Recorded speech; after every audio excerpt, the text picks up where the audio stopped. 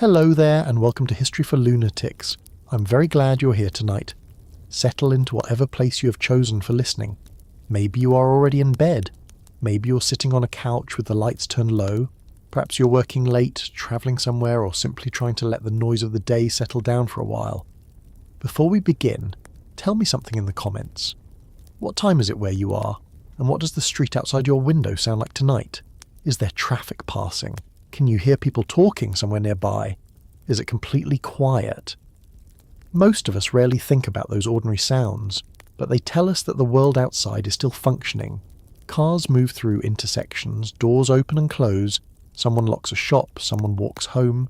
Somewhere in the distance, whether we notice it or not, there are people whose job is to remain awake while most of the city sleeps. Tonight, we're going to Boston. Not the Boston of crowded tourist walks, baseball caps, university tours, and photographs taken beneath old brick buildings.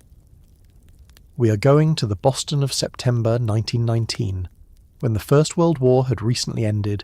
Thousands of soldiers were trying to return to civilian life. Prices were climbing, workers were striking, and Americans were being warned almost daily that revolution might be hiding inside the next Labour meeting. More specifically, we're going to one Tuesday evening when nearly 3/4 of Boston's police force did not report for duty. The date was September 9th, 1919. At 5:45 in the afternoon, the evening shift was supposed to begin. Officers were expected to enter their stations, receive their assignments, and walk out onto their regular beats. Instead, more than 1,100 policemen stayed away.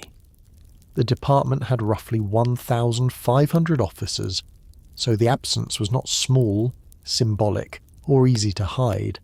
Boston had lost most of its working police force in a matter of minutes. There was no single switch inside City Hall that someone could press to replace them. There was no emergency text message sent to every resident.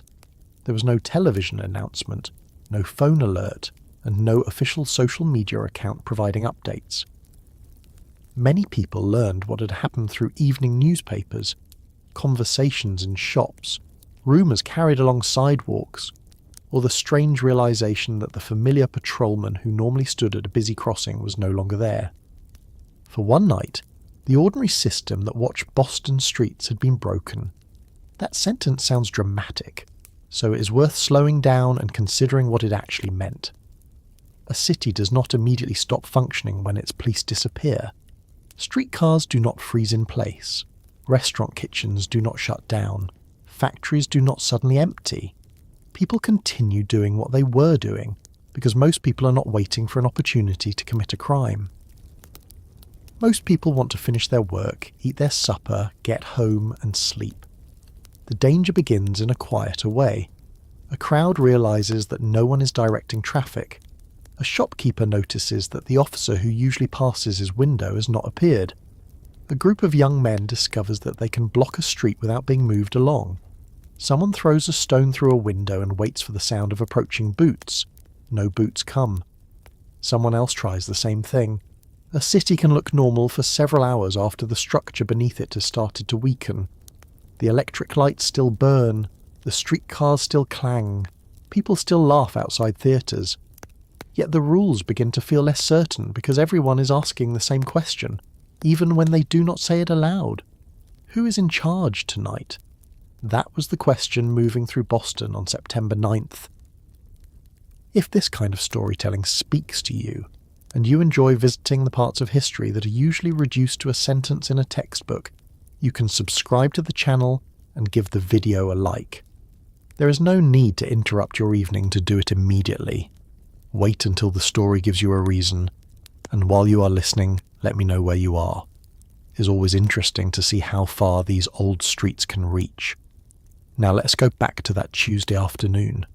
Boston in 1919 was a city of more than 700,000 people. It was densely built, politically divided, socially complicated, and filled with communities whose lives often overlapped without completely mixing.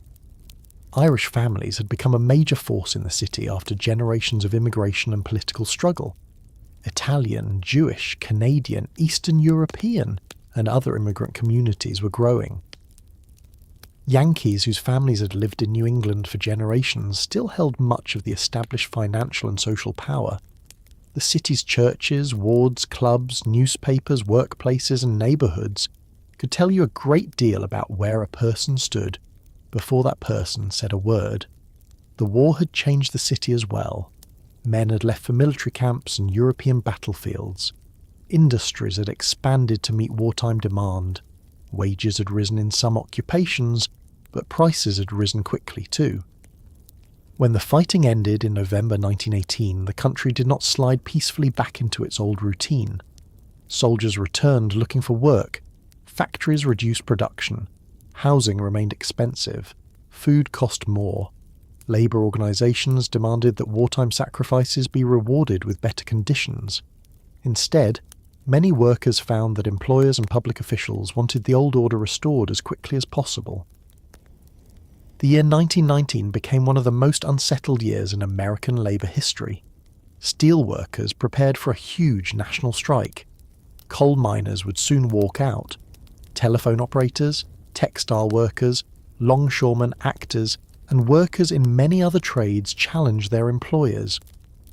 Earlier that year, a general strike in Seattle had caused newspapers and politicians to warn that American cities were moving toward revolution. The Russian Revolution was only 2 years old. Bombs had been mailed to public officials. Other bombs had exploded. Fear of anarchists, Bolsheviks, immigrants, labour organisers and political radicals had blended into what became known as the First Red Scare. In that atmosphere, a strike was rarely discussed as a simple argument over hours or wages.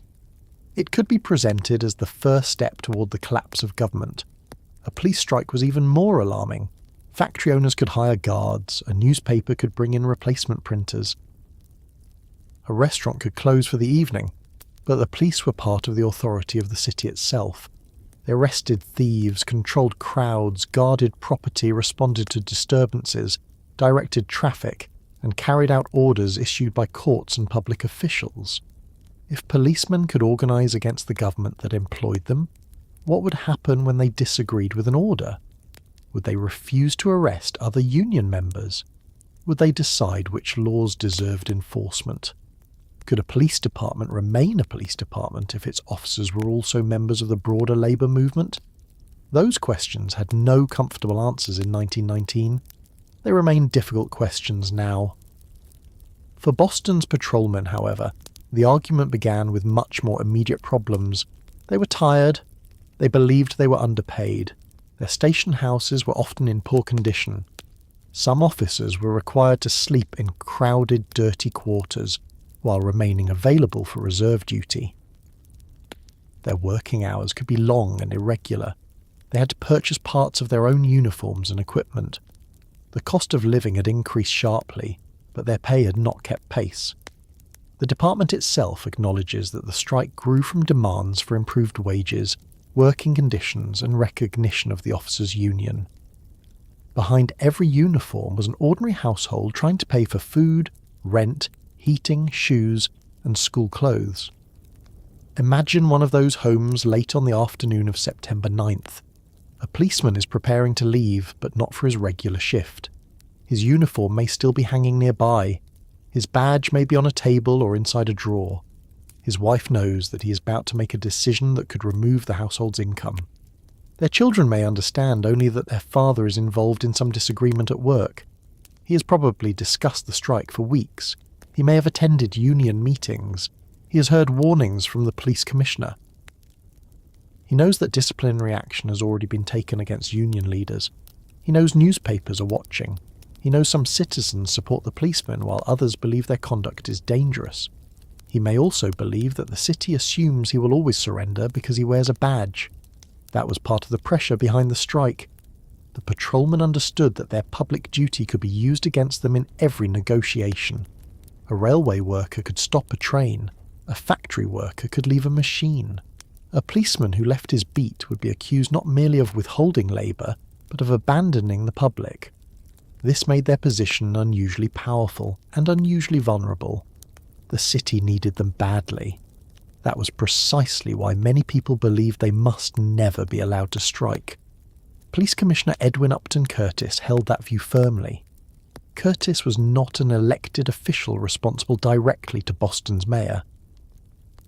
The political structure surrounding the department had developed from years of conflict over control of the police, especially conflict between Boston's increasingly Irish political leadership and the older Protestant establishment of Massachusetts. Authority over the department rested with a commissioner appointed at the state level. This arrangement mattered. Boston's mayor, Andrew Peters, could not simply settle the dispute by giving the officers what they wanted. Governor Calvin Coolidge, a quiet Republican from western Massachusetts, occupied another important position, but he did not initially rush into the centre of the conflict. Commissioner Curtis insisted that policemen could not affiliate their organisation with the American Federation of Labour. The patrolmen disagreed. Their organisation had received an AFL charter. Union leaders believed that affiliation would give the officers the strength they needed to force serious negotiations. Curtis saw it as a direct challenge to discipline and public authority. Neither side was dealing only with wages anymore. By September, the question had become whether a police officer could be both a servant of the state and a member of an outside labour organisation. Suspensions followed. The policemen voted. The strike was scheduled. Then Tuesday arrived. Boston's weather that day was warm enough for people to remain outside after work. Downtown streets were crowded in the late afternoon. Streetcars carried workers through the city. Shops were still open. Newsboys shouted headlines. Horses remained part of street traffic, although automobiles were now common enough to create new problems for officers assigned to busy intersections. At police stations across Boston, commanders waited to see how many men would appear. Some officers reported for duty, most did not. At 5:45, the normal evening watch began with enormous gaps in the roster. Stations that should have sent many patrolmen into their districts could send only a few. Supervisors, loyal officers, park police, and other available personnel tried to cover a city that was far too large for their numbers. The physical absence would have been noticeable first at the places where police were usually most visible. Busy crossings became confused. Drivers, wagon operators, and streetcar crews tried to move without the familiar gestures of traffic officers. Crowds gathered more easily because there were fewer patrolmen telling people to keep moving. News of the walkout travelled from one neighbourhood to another. Some residents were sympathetic. Boston's policemen were widely understood to have legitimate complaints about pay and conditions. Many were working-class men with families, and many had ties to the same ethnic communities and labouring neighbourhoods that were being asked to condemn them.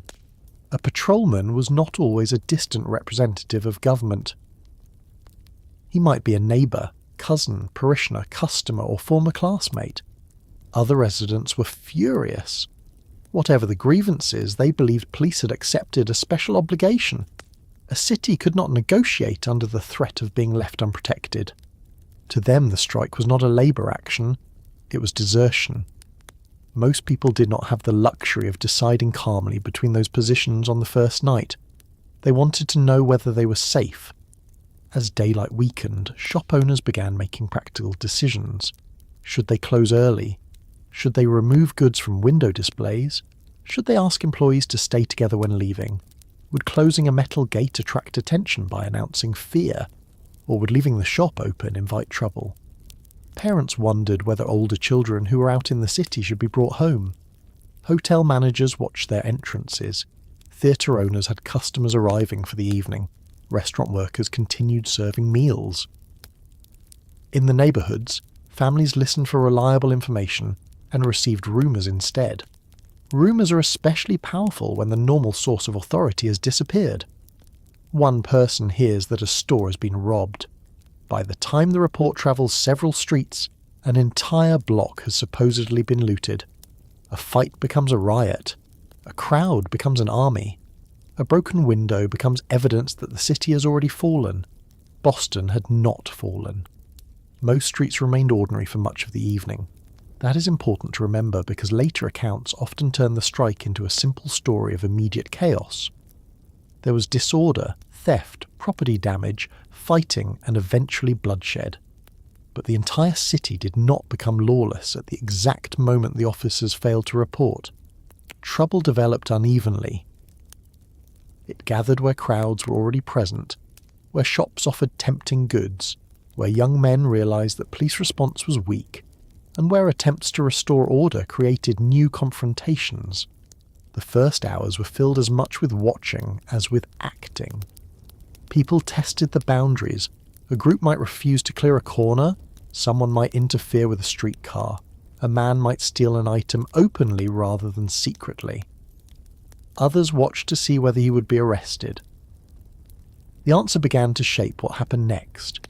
Around Scully Square, the downtown commercial district, the South End, and other crowded parts of the city, the lack of patrolmen became more dangerous as evening continued. Gambling games appeared openly. Groups interfered with traffic. Shops were threatened. Windows were broken. Goods were carried away. Some citizens tried to intervene. Others joined the disorder. Still others stood nearby because an unusual event can turn ordinary people into spectators, even when remaining there is unsafe. The Boston press would describe the night in alarming language. Newspapers outside Massachusetts would soon repeat the story, sometimes enlarging the violence and turning rumour into certainty. The strike became national news because it seemed to confirm the fears already surrounding organised labour. Yet inside individual homes, the event was experienced in smaller ways. A woman waited for her husband to return from work and became irritated when he was late, then frightened when she heard that streetcars had been obstructed.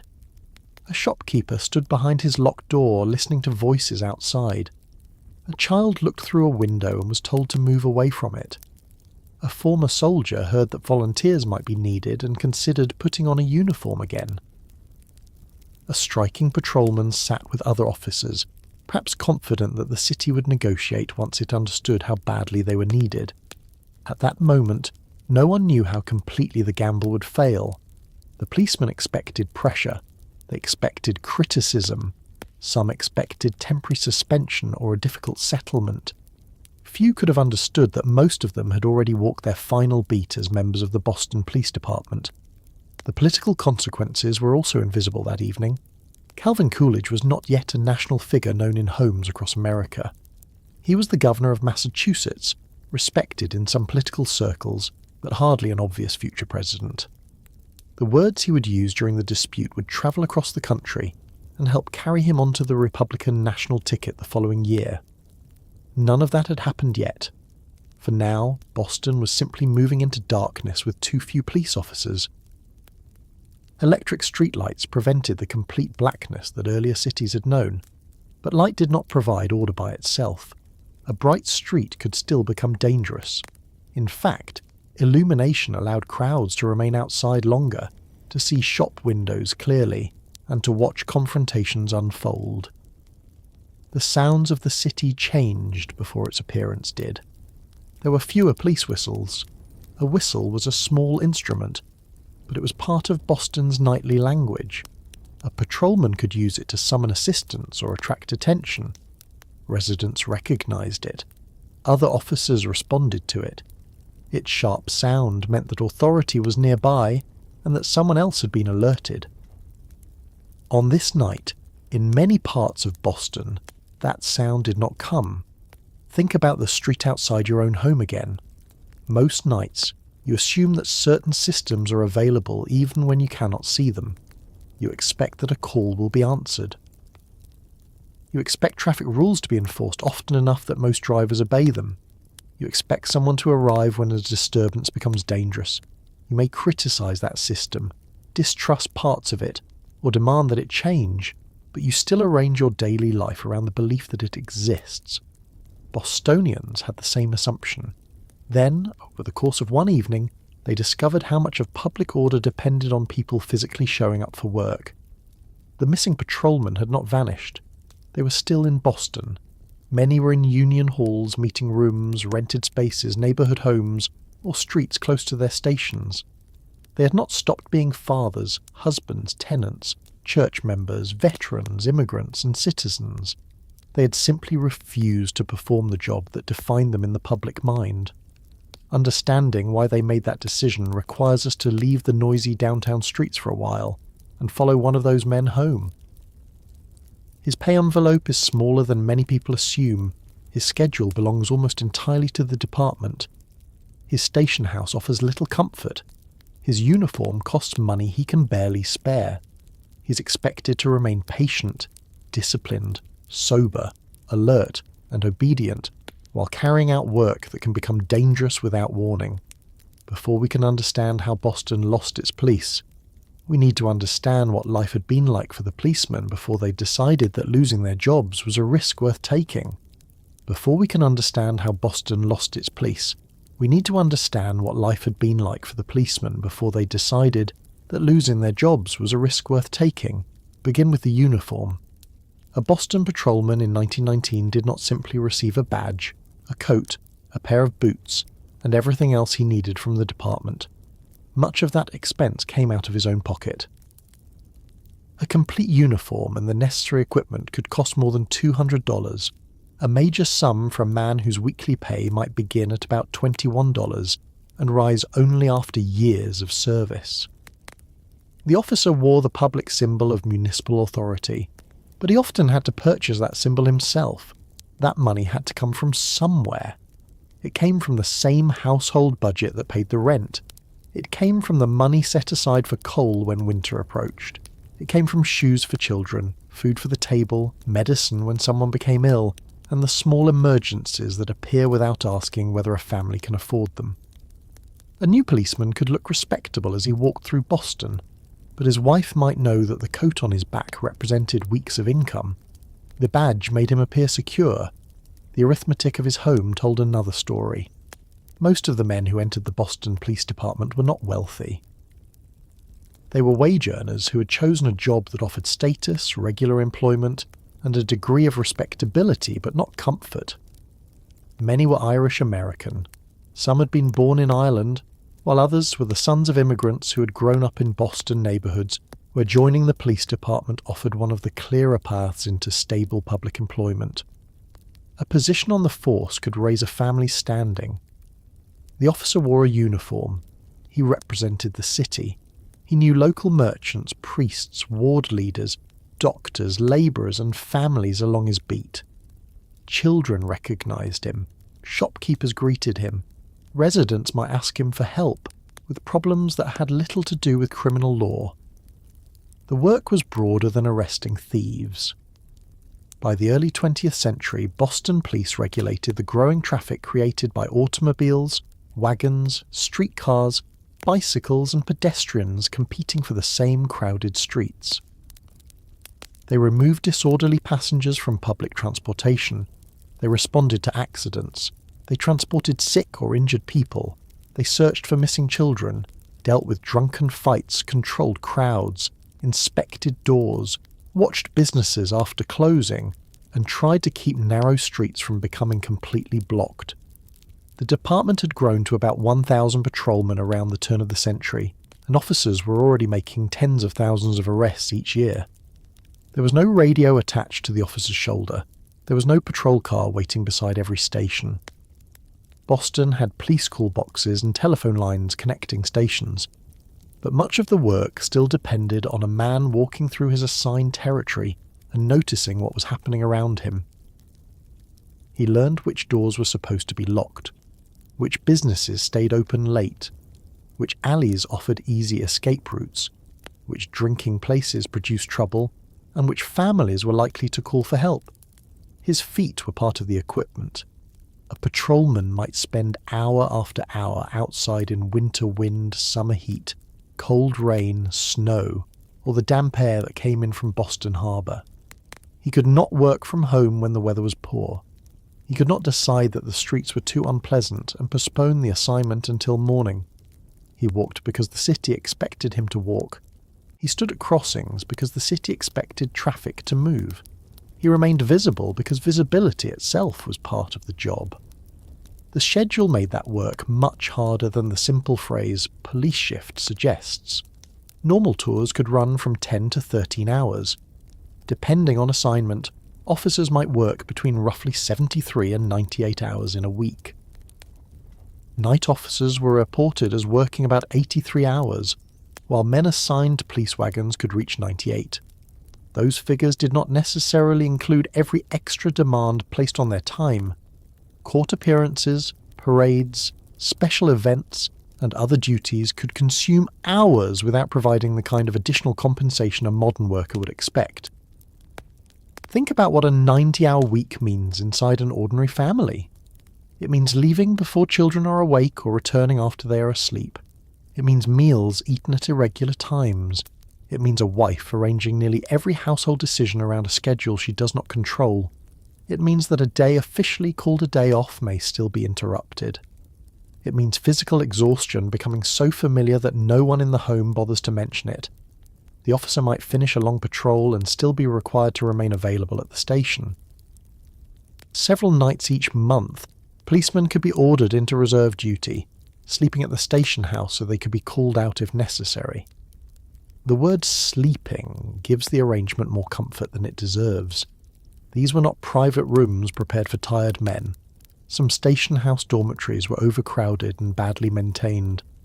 Officers complained about vermin, inadequate washing facilities, dirty bedding, damaged floors, and poor sanitation. Beds might be used by different men in succession, as one shift rose and another lay down. Union President John F. McInnes later claimed that one division had a single bathtub for 135 men and only 4 toilets. He described bedbugs, rats, and other vermin in several stations. A patrolman could spend the night dealing with filth, disorder, and danger on the streets, then return to quarters where bedbugs were waiting for him. This was not an occasional inconvenience during an emergency, it was part of the routine. The men were expected to keep themselves presentable. Their uniforms represented discipline. Their boots had to survive long hours of walking. Their personal behaviour was regulated because a drunken, unreliable, or publicly disorderly officer could damage the reputation of the entire department. Yet the institution demanding that discipline did not always provide decent conditions in return. That contradiction was becoming harder to ignore. A man could be trusted to carry a club, make arrests, enter dangerous rooms, and control a crowd. But he could not persuade the department to provide enough clean beds. He could be called upon to defend property worth thousands of dollars while worrying about the cost of replacing his own coat. He could be told that his duty was essential to the survival of the city, then paid less than many skilled workers whose jobs were not described in such solemn terms. Police leaders could always answer complaints with the same argument. The work was public service. A policeman had accepted obligations that ordinary workers had not. He was expected to endure inconvenience because the uniform carried honour. Honour, however, did not lower the price of bread. During the First World War, the cost of living rose sharply across the United States. Food, clothing, fuel and housing became more expensive. Workers in many industries demanded higher wages because the money they earned bought less than it had before the war. Boston's policemen faced the same market as everyone else. Their families did not receive a separate price for being connected to public service. A grocer did not charge less because the customer's husband walked a police beat. A landlord did not accept patriotic duty instead of rent. The officer's pay had remained nearly unchanged for years. Requests for broad increases in 1917 and 1918 had not produced the relief many policemen wanted. A limited raise arrived for some officers in 1919, but it did not settle the larger frustration. The men had been told to wait. They had waited through long shifts. They had waited through wartime inflation. They had waited in station houses they considered unfit. They had waited while other organised municipal workers appeared to make progress.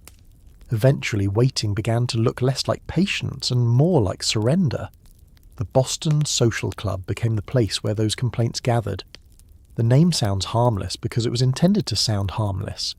A social club could arrange meetings, offer companionship, discuss the concerns of members, and provide a limited outlet for grievances without openly presenting itself as a labour union. The club had existed since 1906. It gave officers a structure through which they could speak to one another across districts and assignments. It could raise problems, but it had little power to force the department to solve them. That difference became central. An association could ask, a union could organise pressure. The officers had watched firefighters, city clerks, tradesmen, and other employees use labour organisations to demand shorter hours and better pay. The American Federation of Labour was growing rapidly. Led by Samuel Gompers, it represented millions of workers and generally focused on practical questions such as wages, hours, and working conditions. It was not the revolutionary organisation imagined by some of its enemies. Gompers had supported the federal government during the war and had worked to limit strikes while the country was fighting. Still, in the atmosphere of 1919, any connection to organised labour could be described as dangerous. The policemen understood the risk. They also understood that their social club had not given them enough leverage. During the summer of 1919, officers began moving toward affiliation with the AFL. Petitions circulated in Boston's police districts. The proposed union promised recognition, collective strength, and the possibility that officials would finally have to bargain seriously. For the men, the logic was straightforward. They performed labour, they received wages, their working conditions were controlled by an employer. Why should they not organise as other workers did? For Commissioner Edwin Upton Curtis, the matter was not straightforward at all. Curtis believed a policeman's loyalty had to remain entirely with the department and the public authority behind it. An outside labour organisation introduced another source of obligation. What would happen if the AFL called a general strike? Could a unionised officer be ordered to protect replacement workers against fellow union members? Would he follow the Commissioner or the Labour Federation? These were not invented concerns. Police had frequently been used to control strikes, protect industrial property, escort strikebreakers, and disperse demonstrations. Labour unions often regarded policemen not as fellow workers, but as the armed force employers called when workers resisted. The AFL itself had previously hesitated to organise police for exactly that reason. A policeman might be a wage earner, but he also possessed legal powers that other wage earners did not. Boston's officers were caught between those identities. At home, they were workers struggling with bills. On the street, they were representatives of authority. The proposed union forced the city to decide which identity mattered more. Curtis decided that the uniform came first. On July 29th, he argued that an officer could not belong to a union and properly perform his duty because such membership would divide his loyalty. In August, departmental rules were amended to prevent police organisations from affiliating with outside groups, apart from certain veterans organisations. The timing was clear. The officers were moving toward the AFL. The Commissioner was closing the door before they could enter. It is easy to describe this dispute as a simple collision between a stubborn Commissioner and angry patrolmen. The reality included much older tensions in Boston politics. The city's police department was not controlled in the ordinary way by the mayor. State-level control had developed partly from years of conflict between Boston's municipal political leadership, increasingly influenced by Irish-American voters and politicians, and the older Republican establishment that dominated Massachusetts government. Many patrolmen were Irish or Irish-American. Curtis belonged to a very different political and social world. This did not mean every decision was secretly about ethnicity or religion. The legal question concerning police unions was real. The fear of divided authority was real. Still, class, politics, and ethnic distrust shaped how each side understood the other. Some members of the establishment looked at the force and saw a department becoming too closely tied to Boston's Irish population and democratic ward politics. Many patrolmen looked upward and saw officials who expected Irish working men to provide obedience without receiving respect. Each side believed the other was threatening proper government. The officers requested an AFL charter on August 9th. The Boston Police Union was formally established several days later, receiving a charter from the Federation. John F. McInnis, a patrolman with military experience, became its president. McInnis was not a young radical with no experience of discipline. He had served in the military and was associated with the kind of patriotic service that Union opponents claimed policemen lacked. Other officers were veterans as well. Some had returned from wartime service, expecting that sacrifice and loyalty would earn them a stronger voice in civilian life. Instead, their union was treated as evidence that their loyalty could not be trusted. Curtis moved against the organisers. 19 officers were called before departmental proceedings for violating the rule against outside affiliation. They were questioned and prosecuted under the Commissioner's authority. The process took place while labour organisations across Boston announced support for the policemen. Firefighters, machinists, plumbers, boilermakers, transportation workers, and other union members watched closely. Some discussed sympathetic action. The Boston Central Labour Union condemned Curtis and backed the officers. What had begun as a police grievance was widening into a test of the city's entire labour movement. Inside police households, the stakes became more personal each day. A suspended union leader did not exist as a newspaper headline to his family. He was the person whose wages kept the household running. His wife might support the union and still fear what it would do to them. She might listen to confident statements made at meetings, then return home and count how long their savings would last. A policeman might speak bravely in front of other officers and lie awake later, wondering whether the department could replace him. The men had reason to think replacement would be difficult. Policing was not work that could be mastered in an afternoon. An officer had to know procedures, streets, residents, station routines, court expectations, and the habits of his district. Replacing more than 1,000 trained patrolmen would create enormous problems. That gave the union confidence. It also encouraged a dangerous assumption. The officers believed the city needed them so much that officials would eventually have to compromise. Curtis believed compromising would destroy the authority required to run the department. Both sides began acting as though retreat would be more damaging than confrontation. The 19 union leaders were found guilty of violating departmental rules on September 8th. Their suspensions were extended. The timing left almost no space for a quiet settlement. The wider membership now had to decide whether the union meant anything when its leaders were punished for creating it. The strike vote was overwhelming. Accounts commonly give the result as 1,134 in favour and only 2 opposed. Even allowing for the pressure men may have felt inside such a united organisation, the figure shows how completely frustration had spread through the force. More than 1,000 policemen looked at the Commissioner's order, the suspensions, their wages, their hours, and the station houses, then chose to walk out together.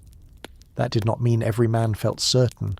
A vote made in a crowded hall can feel different when a man returns home. The noise of agreement disappears, the consequences remain. Picture a patrolman entering his kitchen on the night of September 8th. His family may already know the result. His uniform is ready for the next shift.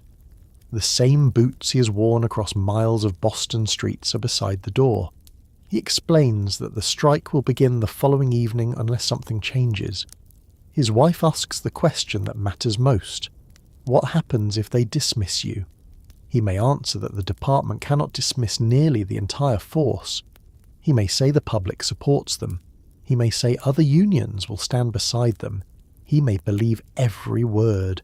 The family goes to bed with no guarantee that any of it is true. The next morning, the officer wakes in the same city and follows many of the same habits he has followed for years. He eats, he reads the newspaper, he speaks with other policemen, he waits for news of a settlement. There is still time for someone to intervene. Mayor Andrew Peters attempts to find a way through the dispute. Labour leaders communicate with officials. Samuel Gompers, away from the country during part of the crisis, will become involved. Governor Coolidge watches the situation. Curtis refuses to surrender departmental authority. The hours pass. No agreement comes. Near the end of the afternoon, the patrolman faces the simplest physical choice in the entire conflict. He can put on the uniform and report for duty, or he can leave it where it is. That choice contains years of disappointment, but it will be judged as though it occurred in a single moment. When he stays home, goes to a union meeting, or gathers with other strikers instead of reporting to the station, the public will not see the dirty dormitory, the long week, the cost of his boots, or the conversations at his kitchen table. The public will see an empty street corner. The men believed the empty corners would force Boston to listen. Before the night was over, those same corners would give crowds room to gather. Shop windows would begin breaking, and the dispute over the policemen's working lives would be pushed aside by a more urgent question about what happened when no one remained on the beat. The men believed the empty corners would force Boston to listen. Before the night was over, those same corners would give crowds room to gather, shop windows would begin breaking, and the dispute over the policemen's working lives would be pushed aside by a more urgent question about what happened when no one remained on the beat. During the hours before the strike, however, Boston had not yet reached that point. On the morning of Tuesday, September 9th, 1919, the city woke under ordinary conditions. People dressed for work, ate breakfast, opened shops, boarded streetcars, and moved through familiar streets. The police dispute appeared in the newspapers, but Boston had lived with warnings of strikes before. Labour conflict had become so common that another threatened walkout could seem like one more argument among many. A telephone operator might have read the headline and turned to the next story. A clerk might have discussed the police over lunch, then returned to his desk. A mother buying food might have heard that the officers intended to leave their posts and assumed someone in authority would prevent it. That assumption was reasonable. A police strike was so serious that many residents found it difficult to believe officials would allow one to happen. Surely the mayor, the police commissioner, the governor, or the Labour leaders would arrange a compromise. Surely the suspended officers would be restored temporarily while the dispute was reviewed. Surely someone would understand that leaving a city with only a small part of its police force was too dangerous. Nothing in daily life prepares people for the moment when every person in authority refuses to move. Commissioner Edwin Curtis would not recognise the policemen's union. He believed that allowing officers to affiliate with the American Federation of Labour would weaken the chain of command. The union would not abandon the men punished for joining it. Mayor Andrew Peters wanted the crisis settled but lacked direct control over the department. Governor Calvin Coolidge remained cautious about entering a dispute that the commissioner was legally responsible for managing. Each man could explain his position. Together their positions were carrying Boston toward a preventable emergency. The city had known the strike might happen. The vote had not been secret. The policemen's organisation had announced its intentions. The proceedings against the 19 union leaders had attracted public attention. Labour officials had communicated with municipal and state authorities. Newspapers had reported the growing confrontation. Still, Boston was not fully prepared. Officials had tried to assemble substitute protection. Police officials looked to loyal officers, ranking members of the department, special police, park police, and volunteers. Metropolitan Park Police could assist in some areas. Harvard University offered members of its police force. State authorities had access to the Massachusetts State Guard, the military force created to provide local defense, while much of the National Guard had been federalized during the First World War. The men existed. The difficulty was placing enough trained people in the right locations before trouble began. A city of more than 700,000 residents could not be protected by a few hundred scattered substitutes. Police work depended on local knowledge and coordinated routines. A volunteer might be willing to stand outside a bank, but he would not know the people, doors, alleys, and habits of a district as a regular patrolman did. A State Guard unit could control a large crowd if properly deployed, but soldiers were not trained to answer every domestic disturbance, find every missing child, settle every street argument, or direct every congested intersection. Numbers alone could not reproduce the police department. Even the numbers were insufficient. Some city officials believed the strike would not be as large as the union claimed. The threat of dismissal might weaken the men at the final moment. Officers with families might decide that the risk was too great.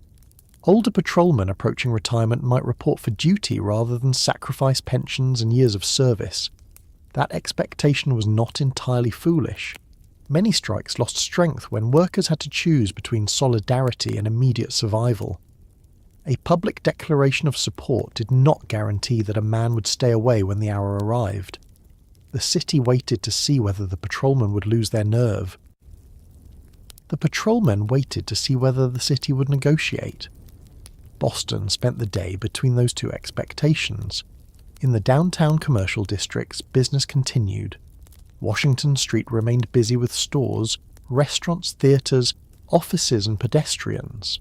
Scollay Square drew workers, sailors, soldiers, travellers, entertainers, and people looking for inexpensive amusement. Streetcars passed through crowded intersections.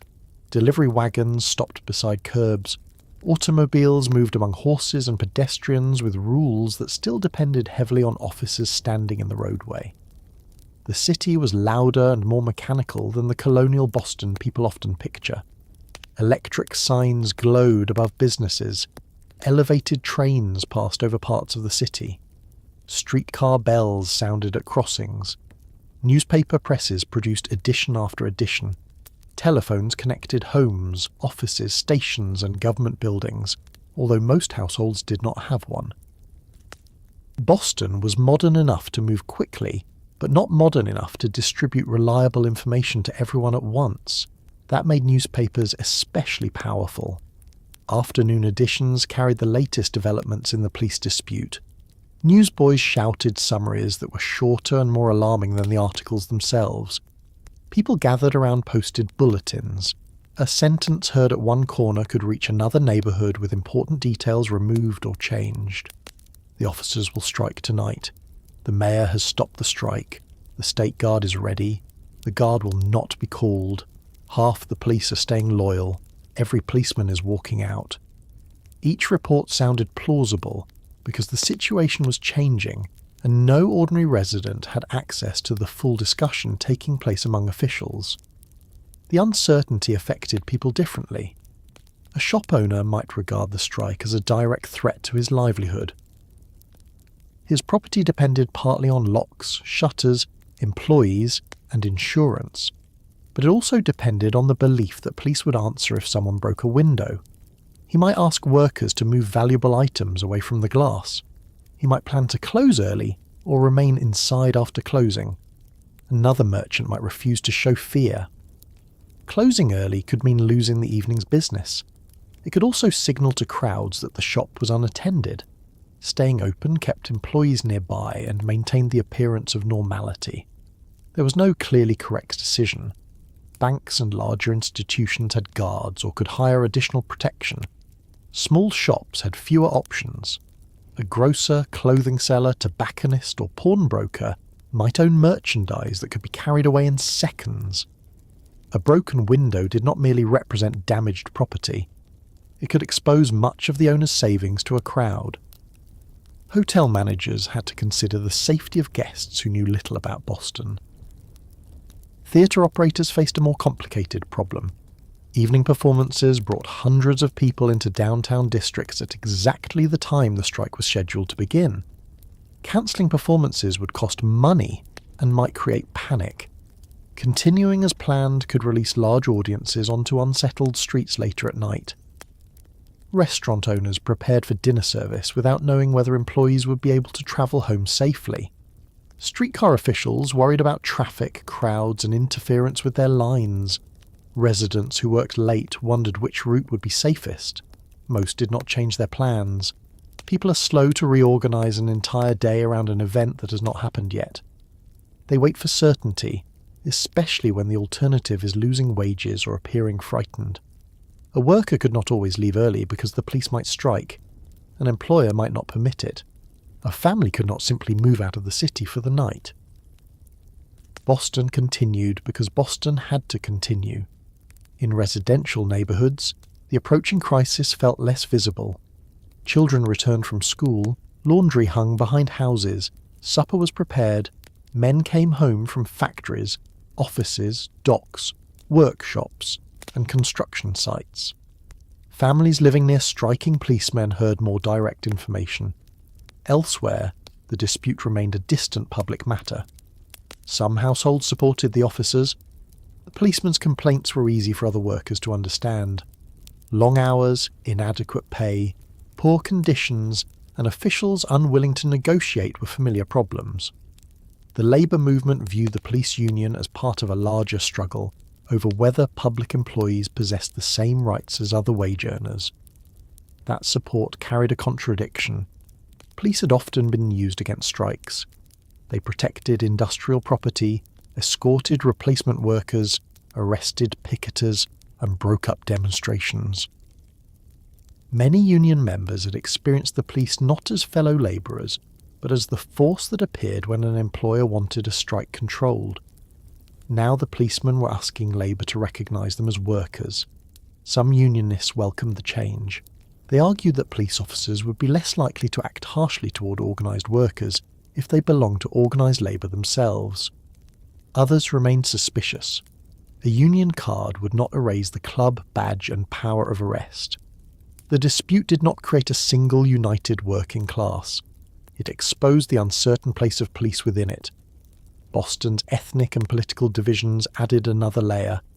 Many patrolmen were Irish American. Irish families had spent decades fighting for political influence in a city once dominated by older Protestant elites.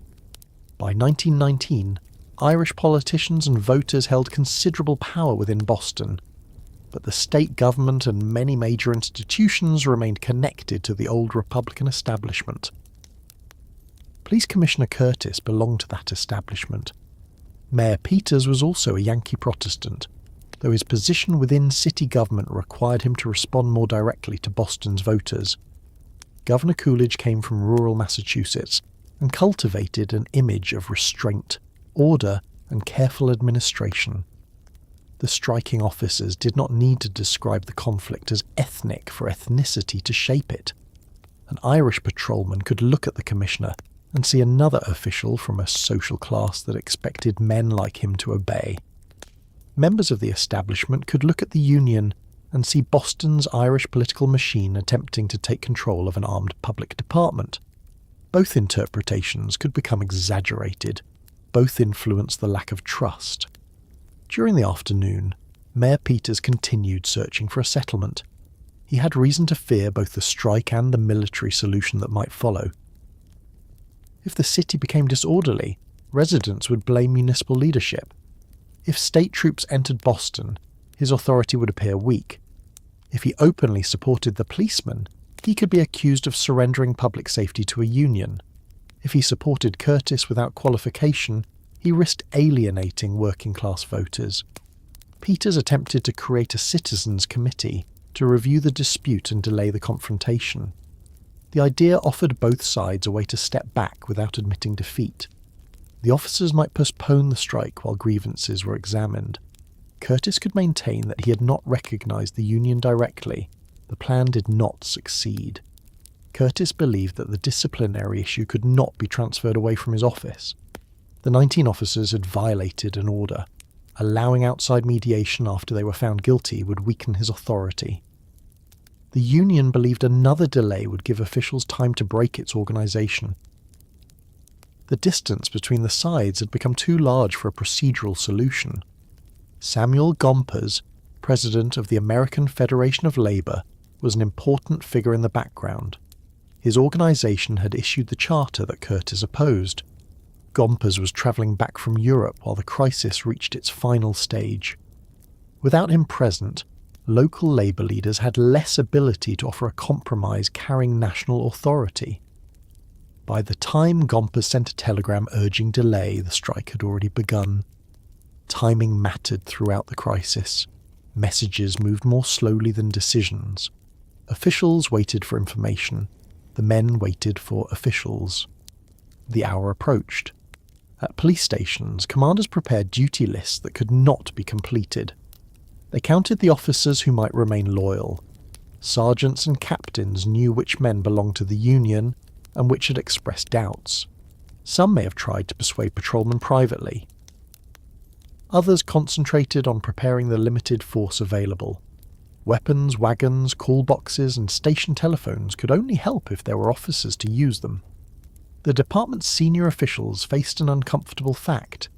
Their authority remained legally intact, but authority without personnel had little physical effect on the street. An order could be written. A patrol still required a patrolman. The Massachusetts State Guard had not yet been placed throughout Boston in sufficient strength. Governor Coolidge believed that the city should use its own legal mechanisms before state military force became necessary. Mayor Peters possessed authority to request or call certain militia units in an emergency, but using soldiers before disorder began might appear provocative. Calling troops too early could make the city seem occupied. Calling them too late could leave hours in which disorder spread. Officials hesitated because there was no way to know which danger was greater. The public saw only fragments of these decisions. A resident might notice men gathering near an armory. A newspaper might report that guardsmen were ready. A rumour might claim soldiers would be at every intersection by sunset. In reality, Boston entered the strike without enough replacement police and without a complete military presence already established. That gap would become crucial. The strike was scheduled for the beginning of the evening watch. The timing reflected police organisation rather than dramatic planning. Shifts changed at fixed hours. If the men refused the evening assignment, their absence would become clear when the roll was called. It also meant that the walkout began as the city moved into one of its busiest daily transitions. Factories and offices were releasing workers. Shoppers remained downtown. Evening customers were arriving. Daylight was beginning to weaken. People were travelling home at the same time the police department was losing most of its manpower. At individual stations, the final minutes must have passed slowly. A commander looked at the clock. Men who intended to work entered, changed, or prepared for duty. Men who intended to strike did not appear.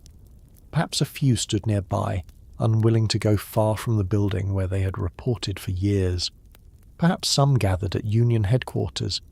Others remained at home because public demonstration was not the purpose of the action. They were withholding their labour, not marching through the streets. For a veteran patrolman, staying away would have felt unnatural. His body knew the hour. He had followed the same preparation hundreds of times. At a certain point, he would normally adjust the uniform, check his equipment, and move toward the station. On September 9th, he had to ignore that routine. A man can become attached even to work he resents. He knew the people on his beat. He knew which shopkeeper would be closing late. He knew where crowds formed and which corners produced trouble. He knew that another officer might be trying to cover several beats at once. The strike required him to let those responsibilities go. Some men probably felt proud. Some felt frightened. Some may have expected the action to last only a night or two. The overwhelming vote did not mean the officers shared the same emotions or predictions. It meant they had reached the same decision for different combinations of reasons. At 5:45 in the afternoon, the evening shift was due. More than 1,100 officers failed to report. Sources differ slightly on the exact total, but the strike removed nearly 3/4 of Boston's police force and left the department trying to cover the city with only a small number of regular officers and substitutes. There was no ceremony. No single officer announced that Boston had now lost its police. Roll calls simply revealed rows of missing men. Station commanders sent out whoever was available. The empty positions moved from paper into the streets. At first, many residents noticed little. A person walking home did not know how many policemen had missed roll call. A street could look unchanged even though no officer had been assigned to it. A shopkeeper might continue serving customers without realizing that the nearest available patrolman was much farther away than usual. The city still possessed the appearance of protection. That appearance weakened as the news spread. Crowds began gathering near newspaper offices and public squares to learn what had happened. People asked officers whether the strike was real. Loyal patrolmen found themselves surrounded by questions they could not answer. Traffic officers attempted to manage intersections with little support. Newsboys shouted that the police were out. Each shout informed more people that normal enforcement had been reduced. Most residents remained peaceful. They were curious, worried, or eager to get home. The disappearance of police did not turn them into criminals. Stores continued operating. Streetcars continued running. Families continued eating supper. A smaller group heard the same news differently. For them, the strike created an invitation to test limits. Teenagers and young men gathered in larger numbers than they might have under ordinary patrol. Gambling appeared openly in some places. Street games blocked movement. People mocked the few police who remained. Crowds refused instructions because they could see that officers lacked reinforcements. A command has power partly because everyone assumes resistance will bring consequences. Once that assumption weakens, even minor orders become difficult to enforce. A loyal patrolman could tell 10 men to move. If 50 others stood behind them laughing, what was he supposed to do? Making an arrest required reaching the suspect, controlling him, and transporting him through a crowd. Every arrest reduced the already limited force. A single disturbance could occupy several officers, while nearby streets received no attention. The city's breathing changed. Earlier uncertainty became visible tension. Shop owners began locking doors. Pedestrians changed routes. Parents called children inside. People who had lingered after work started moving toward home. At the same time, others travelled downtown specifically because something unusual was happening. Human curiosity worked against public safety. The rumour of disorder attracted spectators, and spectators created the crowds in which disorder became easier. The afternoon had been filled with the question of whether the police would strike. By early evening, that question had been answered. A new one took its place. Would Boston remain calm long enough for officials to organise protection? Mayor Peters received reports from across the city. Commissioner Curtis attempted to manage the remaining force. State officials watched conditions worsen. Labour leaders hoped the absence of police would produce negotiation rather than violence. The strikers also waited. Their strategy depended on public pressure, but it did not depend on looting or attacks. Disorder could prove that Boston needed its police, yet it could also turn the public against the men who had left their posts. Every broken window strengthened their argument that the force was essential, while damaging their claim that the strike was responsible. They had created leverage they could not control. Inside union meeting places, officers followed reports from the streets. Some may have expected to be called back under a temporary agreement. Others believed officials would hold out through the night. They could not return individually without weakening the union, but remaining away became harder as stories of trouble arrived. The policemen had spent years responding when Boston became disorderly. Now they had to listen while other people attempted to do that work. Evening settled over the city. Electric lights appeared in windows and above theatre entrances. Shops remained bright behind glass. Streetcars carried passengers beneath signs and overhead wires. The familiar urban landscape was still present, but the balance within it had changed. At a busy crossing, there might be no officer. Near a row of stores, there might be no regular patrol. At a station house, the beds and lockers of striking policemen remained behind.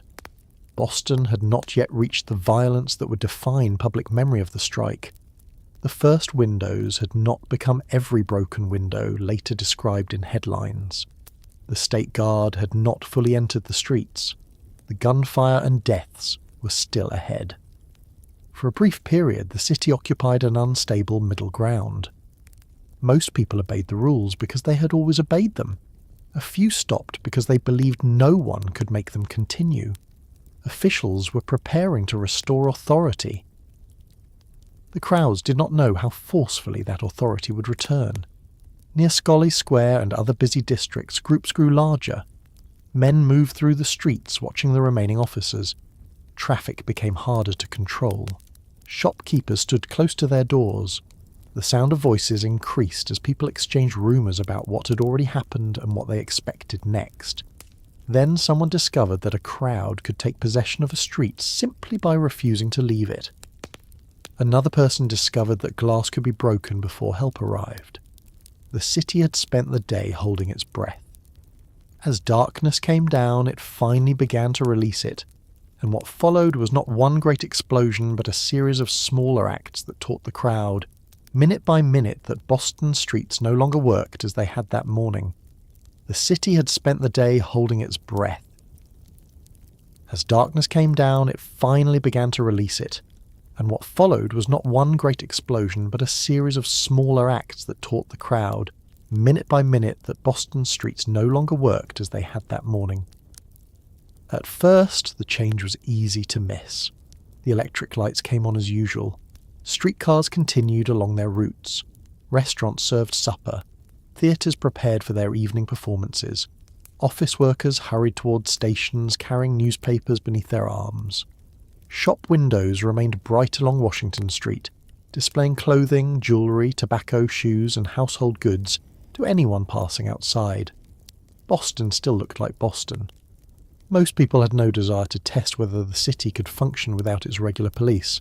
They wanted to reach home, eat, talk about the strike, and discover in the morning that officials had settled everything. A city does not become criminal simply because enforcement has weakened. The majority of its residents continue following the rules because those rules are part of their habits, beliefs, and ordinary relationships with other people. The problem came from the smaller number who understood the missing patrolman as permission. Groups began lingering in places where police would normally have ordered them to move. Some blocked sidewalks or streets. Others shouted at the few officers who had remained on duty. Dice games appeared openly. Young men interfered with traffic, threw stones, overturned carts, and waited to see whether anyone would stop them. The first acts were often more insulting than destructive. They were public demonstrations that the old commands no longer carried the same weight. A patrolman could approach a crowd and tell its members to clear the street, but the crowd could see that he was almost alone. There might be no second patrolman around the corner, no wagon arriving from the station, and no group of officers available to make arrests. The command was still legal. It was no longer convincing. Once people discovered that they could ignore an officer, the mood changed quickly. Laughter became louder. Spectators gathered. A group that might have scattered under normal conditions stayed in place. Men who would not have begun trouble by themselves felt protected by the number of bodies around them. Crowds do not need a single purpose. Some people came because they supported the striking policemen. Some came because they disliked them. Some came to watch. Some had been drinking, some wanted to gamble, some wanted to steal. Others simply wanted to see whether the rumours were true. Those different motives could occupy the same street. A curious spectator did not need to throw a stone to make the situation more dangerous. His presence increased the size of the crowd, reduced the room available for movement, and made it harder for the remaining officers to identify who had done what. If a shop window broke, dozens of people could surge toward it even when only a few intended to steal. The noise attracted more people. By the evening of September 9th, thousands had gathered in and around central locations, including Scollay Square. Contemporary accounts often described roughly 10,000 people in the district, although exact crowd estimates were difficult, and newspapers had strong reasons to emphasize the scale of the emergency. Scollay Square was already one of Boston's busiest entertainment districts. The area contained theatres, cheap restaurants, drinking places, shops, amusement halls, lodging houses, and streetcar connections. Sailors, labourers, visitors, newsboys, businessmen, performers, and people living near the edge of respectability mixed there every day. It did not require a police strike to make the square crowded. The strike removed the force that normally kept that crowd moving. Imagine arriving there after sunset. You step from a streetcar and immediately notice that people are standing where they usually walk. Groups have formed around intersections. Someone is shouting the latest rumour. Another person claims that every policeman in Boston has abandoned his post. A newsboy waves an evening paper above his head. Men stand in the roadway and force vehicles to slow down. You look for the familiar helmet of a patrolman. Perhaps you see one officer in the distance. He's surrounded. No one appears frightened of him. The sight tells you more than any headline could. Nearby, a gambling game is taking place in full view. Coins pass from hand to hand. People laugh because the activity is normally interrupted by police. A man steps onto a streetcar platform without paying. Another pulls at a trolley pole or interferes with a vehicle. Stones strike the side of a car. Passengers inside cannot tell whether the crowd is playing, protesting, or preparing to overturn it. The people nearest the windows move away from the glass. Streetcar crews faced an impossible situation. They were expected to keep Boston moving, but every block track created another crowd. Stopping invited people to climb aboard or interfere with equipment. Moving forward risked injuring someone. The few officers available could not remain beside every car. That was how disorder spread. It did not require a coordinated plan. One obstruction delayed traffic. The delay attracted spectators. The spectators formed a crowd, and the crowd produced opportunities for people who wanted trouble. In another street, a vendor's cart was tipped over. Food or goods rolled across the pavement. Some people helped themselves. Others laughed. The owner might try to defend his property, but he was surrounded by strangers and could not know who would support him. The loss was small compared with the damage that would follow. To the vendor, it was not small. The cart might represent his entire business. Its contents might have been purchased with borrowed money. A night described later as public disorder was, for him, the moment when a week's earnings disappeared onto the street. Shopkeepers faced the same danger on a larger scale. A store window was designed to remove the barrier between merchandise and desire. Glass allowed customers to inspect goods after closing while keeping those goods secure. Under normal conditions, a person considering breaking that glass had to imagine the sound, the alarm it would create, the nearby patrolman, and the difficulty of escaping with stolen property. On September 9th, the calculation changed. The glass still made noise. The noise no longer guaranteed a response. A stone or piece of metal struck a window. The glass cracked, then fell. People near it stepped back for a moment. Everyone waited. No group of police arrived. A hand reached through the opening. Once one item had been removed, the barrier was gone in more than the physical sense. Others moved forward. Clothing, shoes, food, tobacco, and whatever could be carried quickly past into the crowd. Some thieves probably arrived with that intention. Others made the decision only after seeing the broken display. That did not excuse them, but it helps explain why property crime increased so quickly. The crowd allowed people to behave in ways they might never have attempted alone. Responsibility became difficult to locate. An individual could tell himself that everyone else was doing the same thing. Newspapers later described looting throughout the city, especially in the downtown commercial district and parts of South Boston.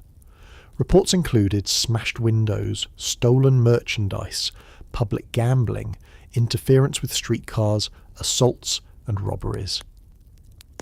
The first night contained real disorder, though later retellings and some contemporary headlines exaggerated Boston as a city entirely surrendered to roaming criminal gangs.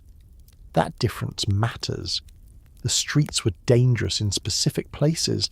They were not equally dangerous everywhere. Many neighborhoods remained quiet. Families closed their doors and stayed inside. Local residents watched their own streets.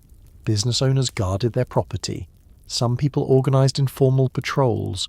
Others carried weapons they normally kept stored away. Boston had lost most of its police, but it had not lost every form of social control. Neighbors still knew one another. Shopkeepers still defended their buildings. Veterans still possessed military experience. The city still had loyal officers, park police, special officers, officials, and volunteers. What it lacked was a coordinated force large enough to respond wherever trouble appeared. The distinction between feeling unsafe and being attacked also shaped the night. Thousands of residents were frightened even though no one entered their homes. A report of looting several streets away could make an entire neighbourhood prepare for invasion. Doors were locked earlier than usual, curtains were drawn, money and jewellery were hidden.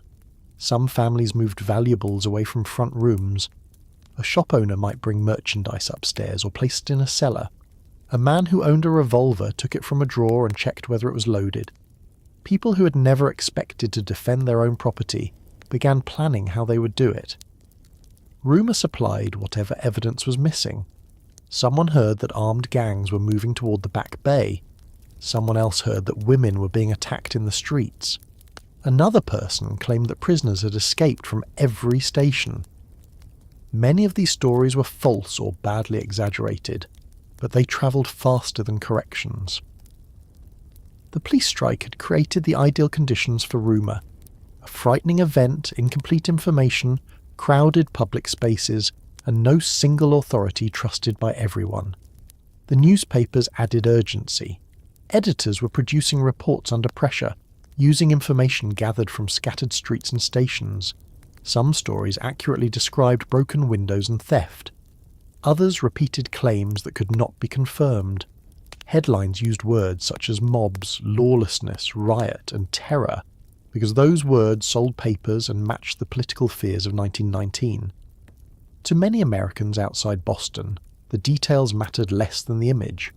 A major American city had been abandoned by unionized police. That was enough to turn a labor dispute into a national warning. The Red Scare had already trained readers to interpret disorder as evidence of revolution. The Russian government had fallen only 2 years earlier. Strikes had disrupted industries across the United States. Bombs had been mailed to officials and business leaders. Newspapers warned that radicals were using labor organizations to weaken American institutions. The striking Boston policemen were not leading a Bolshevik uprising. Most were demanding better wages, better conditions, and recognition of their union. On the street, however, a broken window made political explanation difficult. A frightened shopkeeper did not care whether the man taking shirts from his display had read Karl Marx. The result was the same. His property was gone, and the policeman who normally protected the block had chosen not to report for work. That was the moment public sympathy began to shift. Before the strike, many Bostonians understood the officers' grievances. They knew the pay was poor. They had heard about long hours and dirty station houses. Working families recognised what inflation had done to a wage that once seemed adequate. After the walkout, those concerns competed with scenes of disorder. The officers had hoped their absence would show the city how valuable they were. It did. It also allowed opponents to argue that policemen who endangered the public could never be trusted again. The Union had no control over the people smashing windows, yet every theft became part of the case against the Union. The men had stepped away from their beats to force negotiations. Their enemies described them as having surrendered Boston to criminals. Inside the Union halls and meeting rooms, reports from the streets arrived unevenly. One man heard that downtown stores were being emptied. Another heard that the trouble was minor and newspapers were exaggerating it. A third was told that the mayor would request troops before morning. Some strikers wanted to return under certain conditions.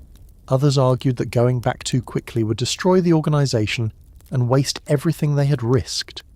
They had voted together. If men began returning individually, the commissioner could defeat the strike without negotiating. The decision that had seemed clear during the vote became more difficult with every report. These men knew what disorder looked like because controlling it had been their occupation. They knew how quickly a crowd could change. They understood what happened when drunkenness, anger, and opportunity gathered in one place. They also knew that if they returned without an agreement, Curtis could punish the leaders and ignore every grievance.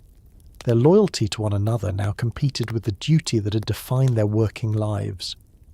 Outside, the loyal policemen were overwhelmed. Those who'd reported for duty faced anger from both directions. Strikers and their supporters could see them as men who had betrayed the Union. Crowds could see them as weak representatives of a department that no longer possessed enough force. Officials expected them to maintain order across districts that normally required many more officers.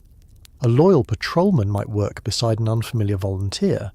The volunteer might be a businessman, college student, veteran, or private citizen who had answered a public request for assistance. He could be brave and physically capable while knowing almost nothing about police procedure. He had not learned how to approach a domestic fight without making it worse. He did not know which local drunk could be persuaded home and which one would attack. He might not know how to search a prisoner, preserve evidence, write a report, or distinguish a loud argument from the beginning of a serious assault. Giving a man a badge or armband did not give him judgment. Volunteer policing also changed how crowds responded. A regular officer possessed recognised authority. Residents might dislike him, but they knew what his uniform represented. A volunteer could appear to be an ordinary man suddenly claiming power over strangers. Some crowds mocked them, others threatened them. Volunteers attempting arrests risked being surrounded before they could reach a station. Harvard President A. Lawrence Lowell encouraged students to assist during the emergency, and hundreds of students and other citizens offered their services. The response demonstrated that Boston had no shortage of people willing to help, but city officials could not turn them immediately into an effective police department. The students also became an easy subject for jokes. Young men from privileged backgrounds were being asked to patrol working-class streets they barely knew. Some residents imagined them trying to control hardened waterfront crowds with college confidence and improvised authority. The humour covered a serious problem. Boston needed people in uniform immediately, and the available volunteers were not ready. Mayor Andrew Peters received reports of worsening disorder. The pressure to call military forces increased. He had hesitated to deploy troops before the strike because soldiers on city streets could create panic or provoke confrontation. Now every hour of delay made him appear unable to protect Boston. Calling the guard was not a simple extension of police work. Soldiers were trained for combat and military discipline. Their purpose was to overcome resistance, not to negotiate patiently with a drunk blocking a sidewalk. They carried rifles and bayonets. Some units included veterans, but others had limited experience. The Massachusetts State Guard had been organised during the First World War while regular National Guard units served abroad. The men could hold intersections and guard buildings. Crowd control required a kind of restraint that military training did not always encourage. Once troops entered the streets, the consequences of disobedience would become more severe. A person could laugh at a volunteer officer.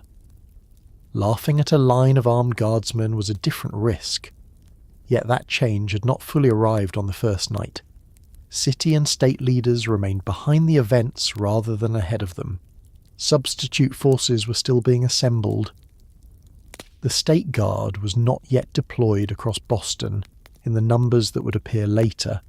The worst violence would come after troops confronted crowds on the following night, not during the strike's first few hours.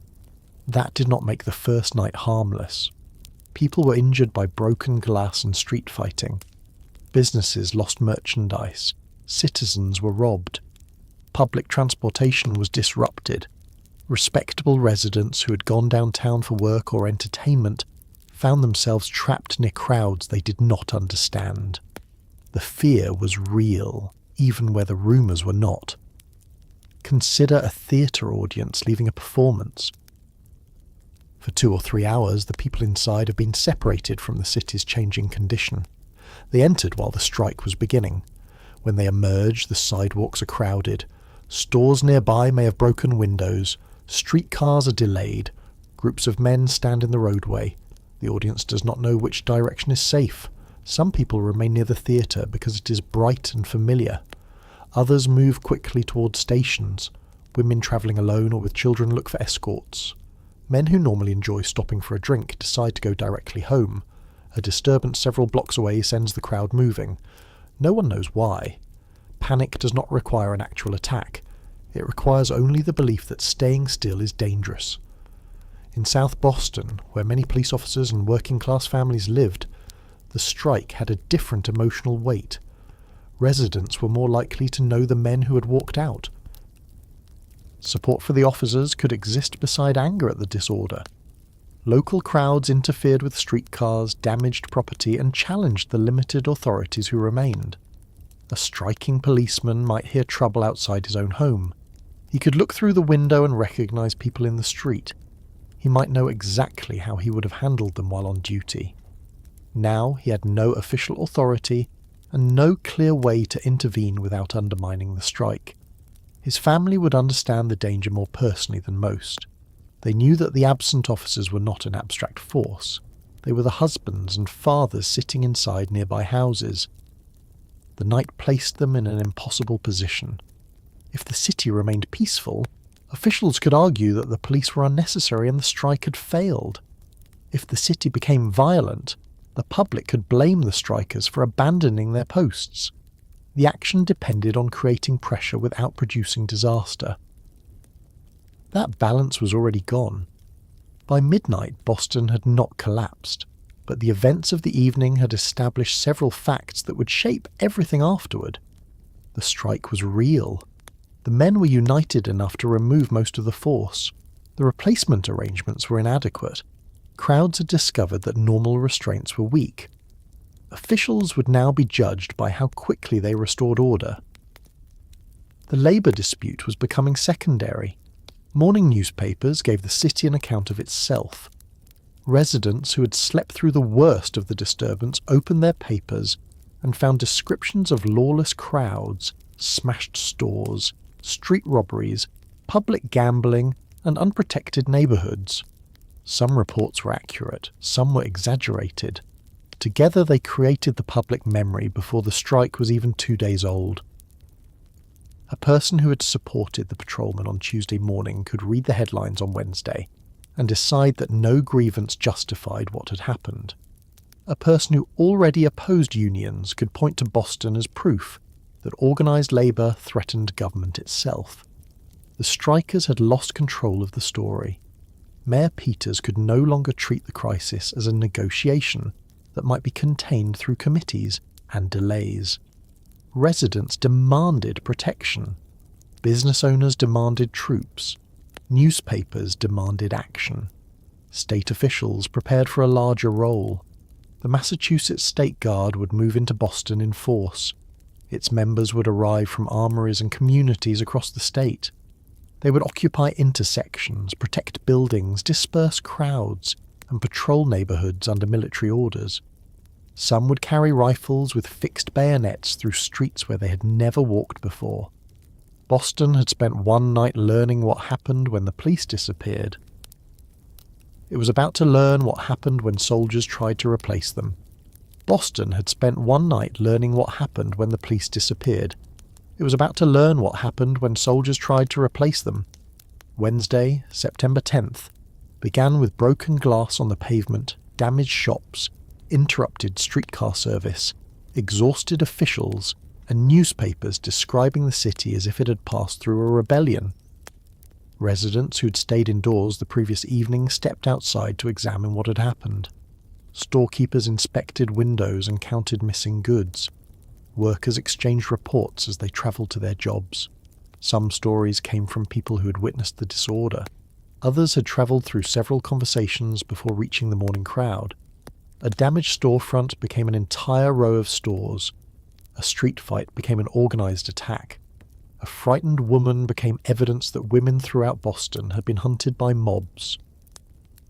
The truth was serious enough without the additions.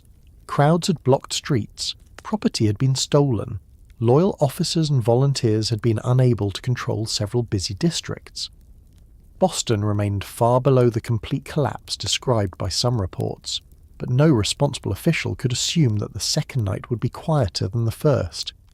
People had now learned that most of the regular police were gone. The crowds had learned it too. That knowledge created a problem greater than the original surprise.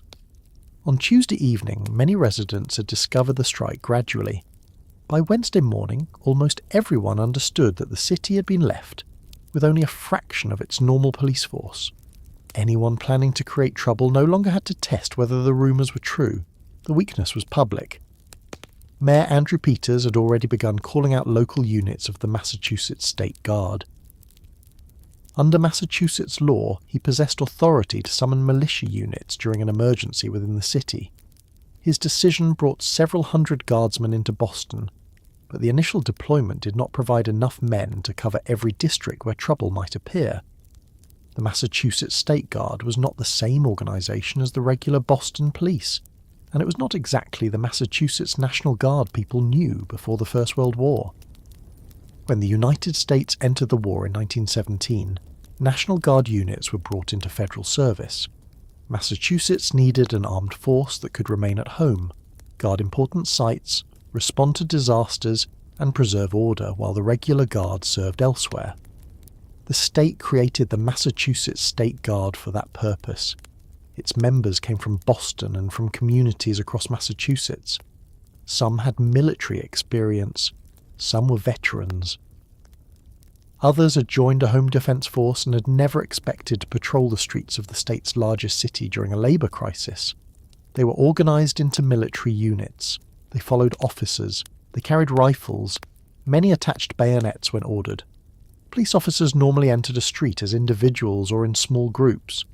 They walked among civilians, answered questions, made arrests, and used local knowledge to separate ordinary activity from danger. Guardsmen entered as formations. They received positions to hold, buildings to protect, and crowds to disperse. Their training taught them to obey commands and respond to resistance as soldiers. Boston required something more delicate. The men had to appear strong enough to discourage disorder without creating a battle. They had to distinguish a thief from a spectator, a striker from a rioter, and an angry resident from someone preparing to attack. They had to perform those judgments in unfamiliar neighborhoods, while surrounded by noise, movement, and rumors. The uniform increased their authority, but it did not give them knowledge of the streets. A guardsman from Newton, Worcester, Lowell, or a small town elsewhere in Massachusetts might be assigned to Roxbury, South Boston, Jamaica Plain, or the downtown district. He could study a map before moving out, but a map did not tell him which doorway led to a lodging house, which alley passed behind a row of stores, or which local resident could calm a crowd. He learned while carrying a loaded rifle. Nearly 5,000 State Guard troops would eventually be mobilized during the emergency, filling streets and public spaces that had been patrolled by regular officers only days earlier. The Boston Police Department later replaced most of the striking force with new recruits, many of them returning servicemen, but on September 10th that rebuilding had not begun. The immediate answer was military manpower. The first units entering Boston did not find a city uniformly at war. They found ordinary life continuing around an emergency. Office workers crossed streets beside soldiers. Streetcars passed men standing with fixed bayonets. Children stopped to stare. Shopkeepers looked relieved when guardsmen appeared outside commercial buildings, then became uneasy when crowds gathered to watch them. A military patrol transformed the appearance of a neighborhood even when nothing violent was happening. Residents were accustomed to seeing policemen. Policemen belonged to the routine of the street. Soldiers suggested that the routine had failed. The distinction was visible in their equipment. A patrolman carried a club and sometimes a firearm, but much of his authority came from recognition. The guardsman carried a rifle designed to kill at a distance. A bayonet extended that rifle into a weapon for close confrontation. No one needed an explanation of what it could do. The arrival of troops discouraged some trouble immediately. People who had mocked isolated volunteers moved away from organised military patrols. Stores under guard were less tempting. Traffic could be forced through intersections when soldiers stood across the roadway. Other people reacted with hostility. The State Guard represented the authority that had refused the policeman's demands. Labour supporters could see the troops as strike breakers in uniform.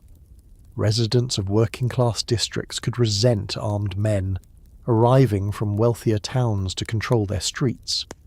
Young men who had treated the first night as entertainment now found a more dangerous object for their defiance.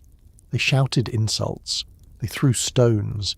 They challenged guardsmen to act. A police officer familiar with a neighbourhood might tolerate an insult while deciding whether an arrest would make the situation worse. A soldier trained to hold a position might understand a thrown object as the beginning of an attack. That difference turned ordinary street disorder into deadly confrontation. The Massachusetts State Guard also included cavalry. Mounted troops could move quickly through crowded streets and use the size and momentum of their horses to break groups apart. Before motorized riot control units became common, cavalry offered a government one of the fastest ways to clear a large public space. For a pedestrian standing in a crowd, the experience was frightening. A mounted officer sits high above the street. The horse adds weight, speed, and unpredictability. Even a disciplined animal can become difficult to control when people shout, throw objects, or press against it. A person knocked down beneath hooves could be badly injured without any sword or rifle being used. In central Boston, cavalry moved against crowds that had grown into the thousands. One widely reported confrontation involved a jeering, stone-throwing gathering estimated at around 15,000 people. Mounted guardsmen charged into the mass using horses and drawn weapons to drive people from the area. The word charge can make the movement sound clean and organised. At street level, it would have been confusion. People at the front saw horses coming and tried to turn. Those behind them didn't understand why the crowd had changed direction. Men pushed through one another. Hats fell. Someone stumbled. A person pressed against a storefront had nowhere to move. The mounted soldiers could not know whether each civilian in front of them had thrown a stone, stolen property, or simply arrived too late to escape. The purpose was not to investigate individual guilt. It was to empty the street. Once military force begins clearing a crowd, innocence offers little physical protection. A person who has committed no offence can still be struck, pushed, or trampled because he occupies the same space as those causing trouble. Some Bostonians blamed the soldiers for using excessive force. Others argued that the crowd had invited the response by refusing orders and attacking the troops. Both conclusions appeared in newspapers, conversations, and political arguments. The facts changed from one report to another depending on where the witness had stood. A guardsman remembered the stones. A civilian remembered the horses. A shopkeeper remembered the window that had been saved. A family remembered the injured man carried home. The soldiers were required to patrol after dark when the conditions became more difficult.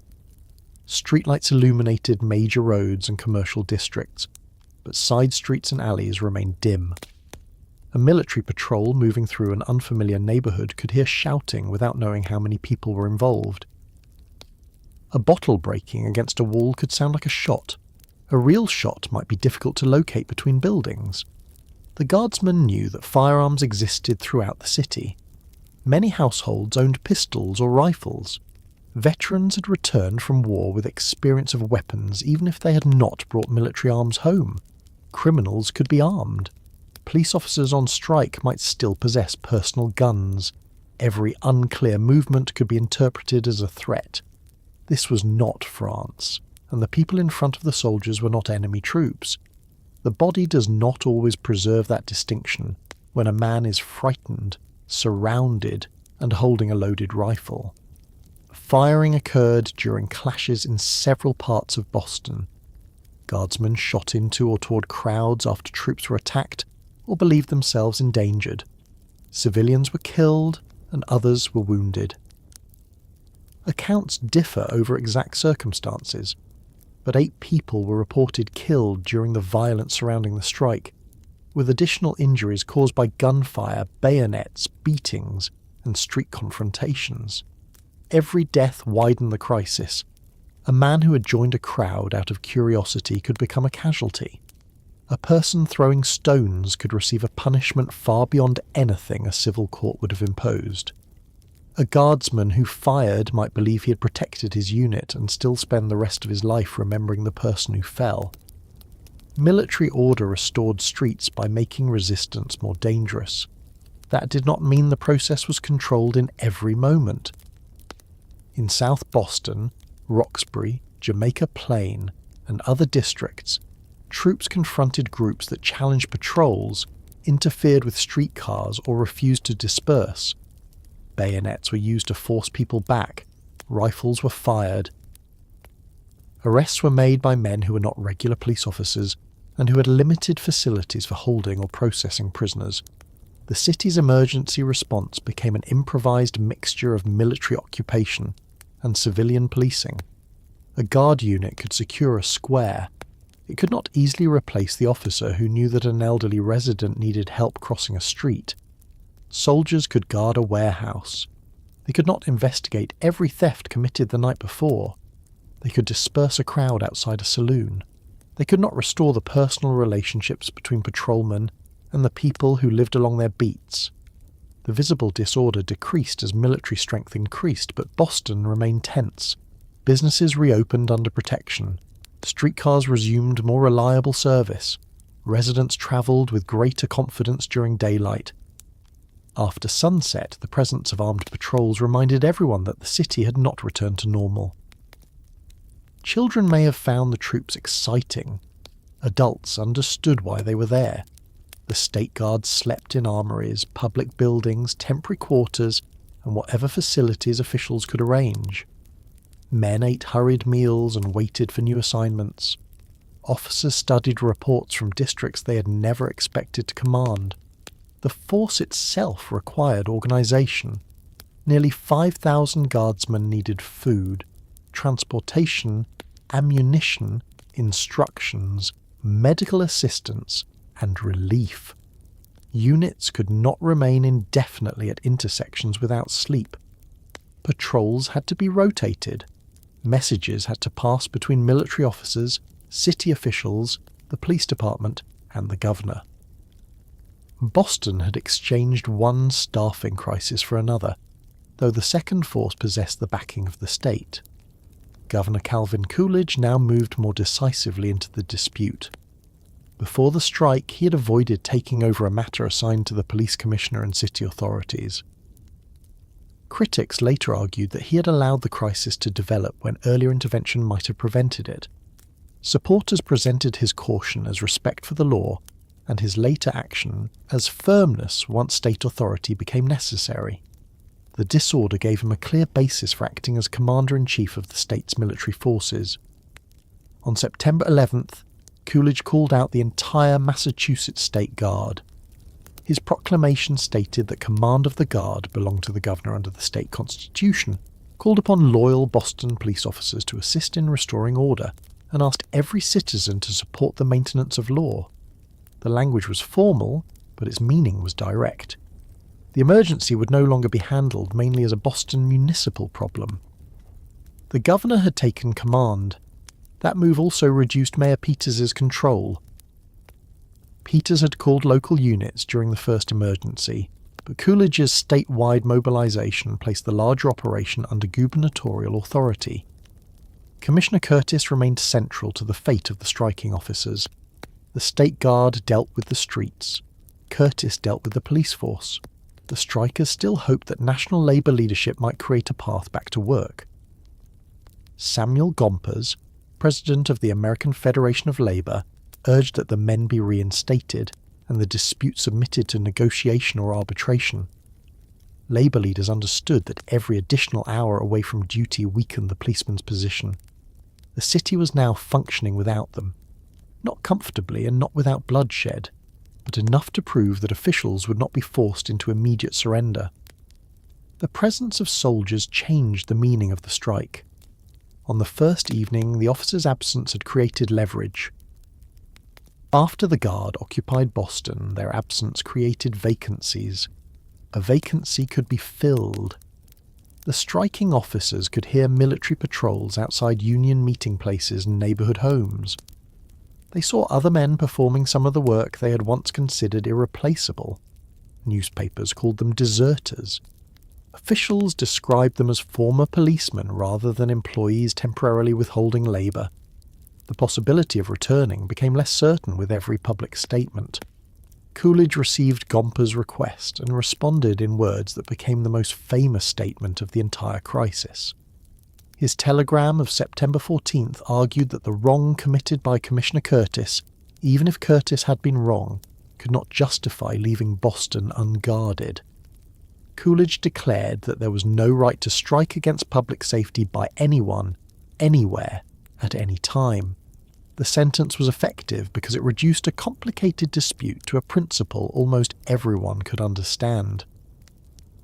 It did not discuss the hours the policemen worked. It did not mention station house conditions. It did not calculate the cost of uniforms. It did not examine whether Curtis had contributed to the crisis by refusing mediation. It asked only whether public safety could be withdrawn during a labour dispute. For much of the country, the answer was no. The telegram moved through newspapers and political organisations. Coolidge appeared calm, firm and committed to law during a year filled with fear of strikes and revolution. His national reputation grew rapidly.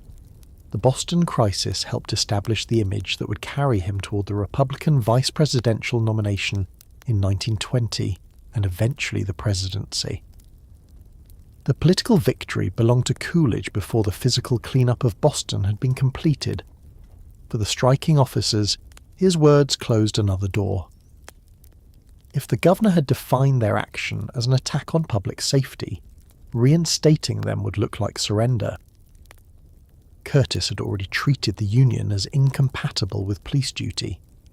Business leaders demanded a rebuilt department. Citizens who had experienced the riots wanted reliable protection, not another round of negotiation. Even some people who believed the officers had been treated unfairly began separating the grievances from the strike. The men deserved more pay. They deserved cleaner stations. They may even have deserved a union. They should not have left the city. That became the position on which officials could rebuild public support. Military patrols continued while emergency police and volunteers learned their assignments. Boston began recruiting a replacement force. Returning soldiers offered a large pool of candidates who could be presented as disciplined, patriotic and accustomed to following commands. The comparison was politically useful. The strikers had left their uniforms. Veterans would put on new ones. The former officers understood what that meant for their families. Their weekly pay had stopped. Their names were associated nationally with disorder. Other police departments might hesitate to employ men dismissed for striking. Private employers could view them as disloyal or troublesome. The Union had entered the dispute believing Boston could not function without experienced patrolmen. The State Guard had shown that the city could survive long enough to replace them. This did not erase the blood on the streets, or prove that military policing was a safe, permanent solution. Soldiers were expensive to maintain, badly suited to routine police duties, and dangerous when minor disorder became a confrontation. No city wanted rifles and bayonets at every busy crossing. They did not need to remain forever. They needed to remain until new policemen could be hired. As order returned, the guardsmen became less visible. Crowds learned that resistance could bring gunfire. Shops reopened, streetcars moved. Spectators lost interest when the emergency no longer offered easy opportunities for defiance. The silence after the clashes was not the same silence Boston had known before the strike. Before September 9th, a quiet street suggested that the patrolman had passed and nothing required his attention. Now it suggested that armed troops were close enough to prevent another crowd from forming. The city had regained control, but the institution responsible for that control was being remade. Behind the military lines, officials prepared lists, applications, examinations, and new appointments. The old policemen waited for a settlement that was becoming less likely each day. They had left their posts together, believing solidarity would protect them. Boston was preparing to make their absence permanent. They had left their posts together, believing solidarity would protect them. Boston was preparing to make their absence permanent. On September 13th, 4 days after the strike began, Police Commissioner Edwin Upton Curtis announced that the positions abandoned by the strikers would be filled by new men. The announcement removed the last uncertainty surrounding the walkout. The officers were not being treated as employees waiting for a labour dispute to end. In the eyes of the department, they had left their duties and surrendered their places on the force. None of the men who struck would ever serve as a Boston police officer again. The decision affected more than 1,100 households. For each patrolman, dismissal meant the immediate loss of regular wages. It meant giving up a position that many had spent years trying to obtain. It meant losing seniority, advancement, and the expectation of a pension after a lifetime of public service. It also meant carrying the reputation of a man accused of abandoning Boston during an emergency. Some of the officers had served the department for only a few years. Others had walked their beats for decades. A man who had joined in early adulthood might have expected to remain until age or injury forced him to retire. His experience had value inside the police department, but much less value outside it. There were few civilian employers looking for men trained to make arrests, control crowds, inspect locked doors, and testify in court. The public discussions surrounding the strike often treated the dismissed policemen as a single body. Newspaper reports counted them in hundreds. Officials spoke about them as strikers, deserters, union men, or former officers. That language concealed the differences among them. Some were young, some were approaching retirement, some had small children, some supported large extended families, some were recent veterans, others had sons who had served in the war. A few may have possessed savings or relatives who could help them, many did not. The strike ended quickly, but its economic consequences could continue for years. A patrolman who'd voted for the walkout probably did not expect that 4 days later he would be permanently separated from the department. The union's strength had seemed to rest on the number of officers involved. Dismissing a few organisers was possible. Dismissing nearly 3/4 of the force appeared reckless. That calculation had failed because the state was willing to accept temporary military control while replacements were recruited. The striking officers had believed their knowledge of Boston made them indispensable. It did make them valuable, but value and security are not the same thing. A government facing a challenge to its authority may accept serious inconvenience rather than admit that a public force can dictate terms by withdrawing protection. Curtis understood that reinstating the men would weaken the rule he had tried to defend. If they returned with their union intact, the walkout could be seen as successful. Other public employees might use the same method. Police departments elsewhere might affiliate with the American Federation of Labour and threaten strikes of their own. His response had to do more than end the Boston dispute. It had to discourage another one. That required a punishment visible enough to be remembered. The commissioner's decision was supported by Governor Calvin Coolidge. Coolidge had already declared that no one possessed a right to strike against public safety. After taking that position, he could not easily support restoring the men who had walked out. His political reputation now depended on firmness. Labour leaders continued pressing for reinstatement. Samuel Gompers argued that the officers should be allowed to return and that their grievances should be addressed. Supporters claimed the men had not intended to cause violence and should not be held personally responsible for every theft, broken window, or confrontation that occurred during the emergency. Those arguments found little support among the officials who controlled the department. The strike had become associated with disorder in the public mind. Whether newspaper accounts had exaggerated the extent of that disorder no longer mattered politically. Photographs of soldiers in the streets and reports of civilians killed during clashes had given the event a meaning much larger than the original dispute over wages and station houses.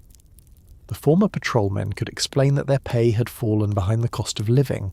They could describe filthy sleeping quarters. They could point to exhausting schedules. Their opponents could answer with one image, an empty police post while Boston's windows were being broken. The image was stronger than the explanation. Inside the homes of the dismissed men, the argument was no longer theoretical. A wife who had worried about dismissal before the strike now knew that it had happened. The uniform that had represented household security had become useless. A coat purchased at considerable personal expense could no longer be worn on duty. The badge and other department property had to be surrendered. Equipment that had once identified a man as an officer now reminded the family of the income that had disappeared. The final entries in many personnel records were blunt. The department marked the files of strikers with language stating that the officer had abandoned his duty on September 9th, 1919. Years of service could end in a single line. The record did not describe nights spent in the rain.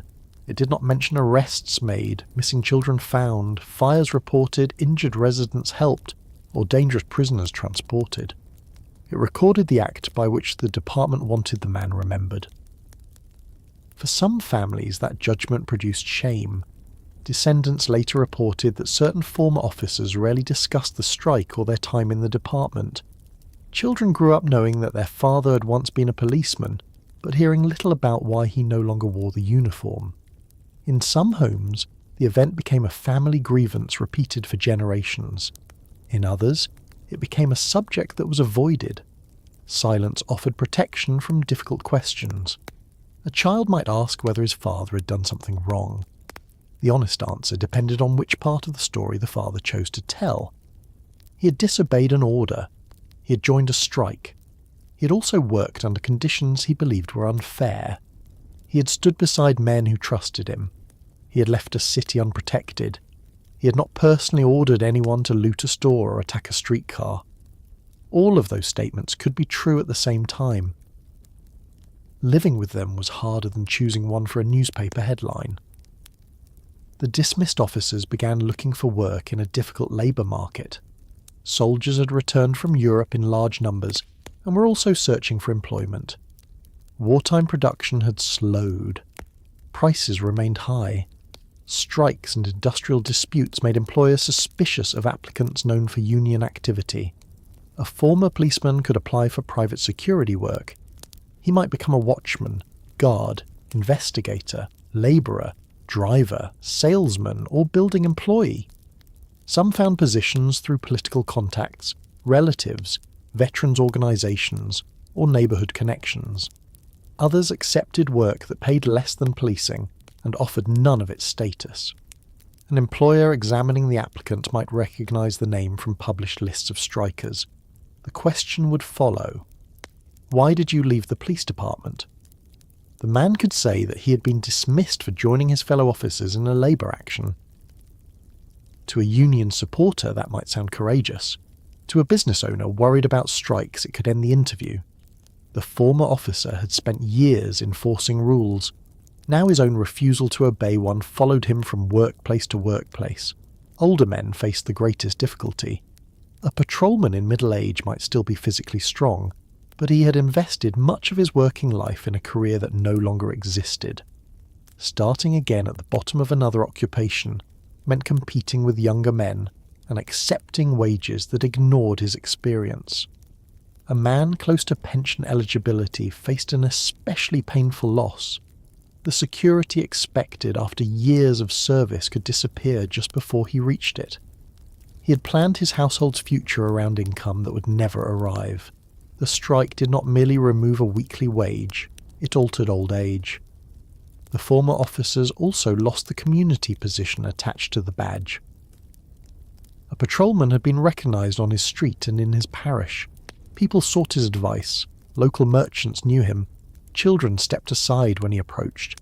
Even residents who disliked the police understood that he represented authority. After dismissal, he returned to the same neighbourhood as an unemployed man. Some neighbours praised him for standing with the union. Others blamed him for the violence. A shopkeeper whose window had been smashed might look at a former officer and remember that no policeman had answered when help was needed. The officer might respond that the city had forced the confrontation by refusing to negotiate. Neither man could undo the loss. The tension was particularly sharp in neighbourhoods where many policemen lived. The strikers had not disappeared after leaving their posts. They remained among the people affected by the emergency. They shopped in the same stores, attended the same churches, sent their children to the same schools, and stood in the same lines for work. Boston had removed them from the force without removing them from the city. Their replacements soon appeared in the uniforms they had once worn. Commissioner Curtis sought roughly 1,500 new officers. Returning servicemen were strongly favoured. They offered military experience, familiarity with discipline, and a public image that contrasted usefully with the strikers. The former patrolmen had been accused of deserting their posts. The new recruits could be presented as veterans who had obeyed orders and served the nation during war. Applications arrived in large numbers. The work still offered advantages despite everything the strike had revealed. It provided a regular municipal wage at a time when many men needed employment. It offered status and the possibility of a long career. Veterans accustomed to uniforms and organised command could imagine transferring their military habits into police service. The department did not rebuild itself in a day. New officers required examination, selection, instruction, uniforms, assignments, and supervision. They had to learn Boston's streets and police procedures, while the State Guard and emergency personnel continued maintaining order. Experienced, loyal officers carried a heavy burden, because they were among the few men able to train recruits in the daily work of the department.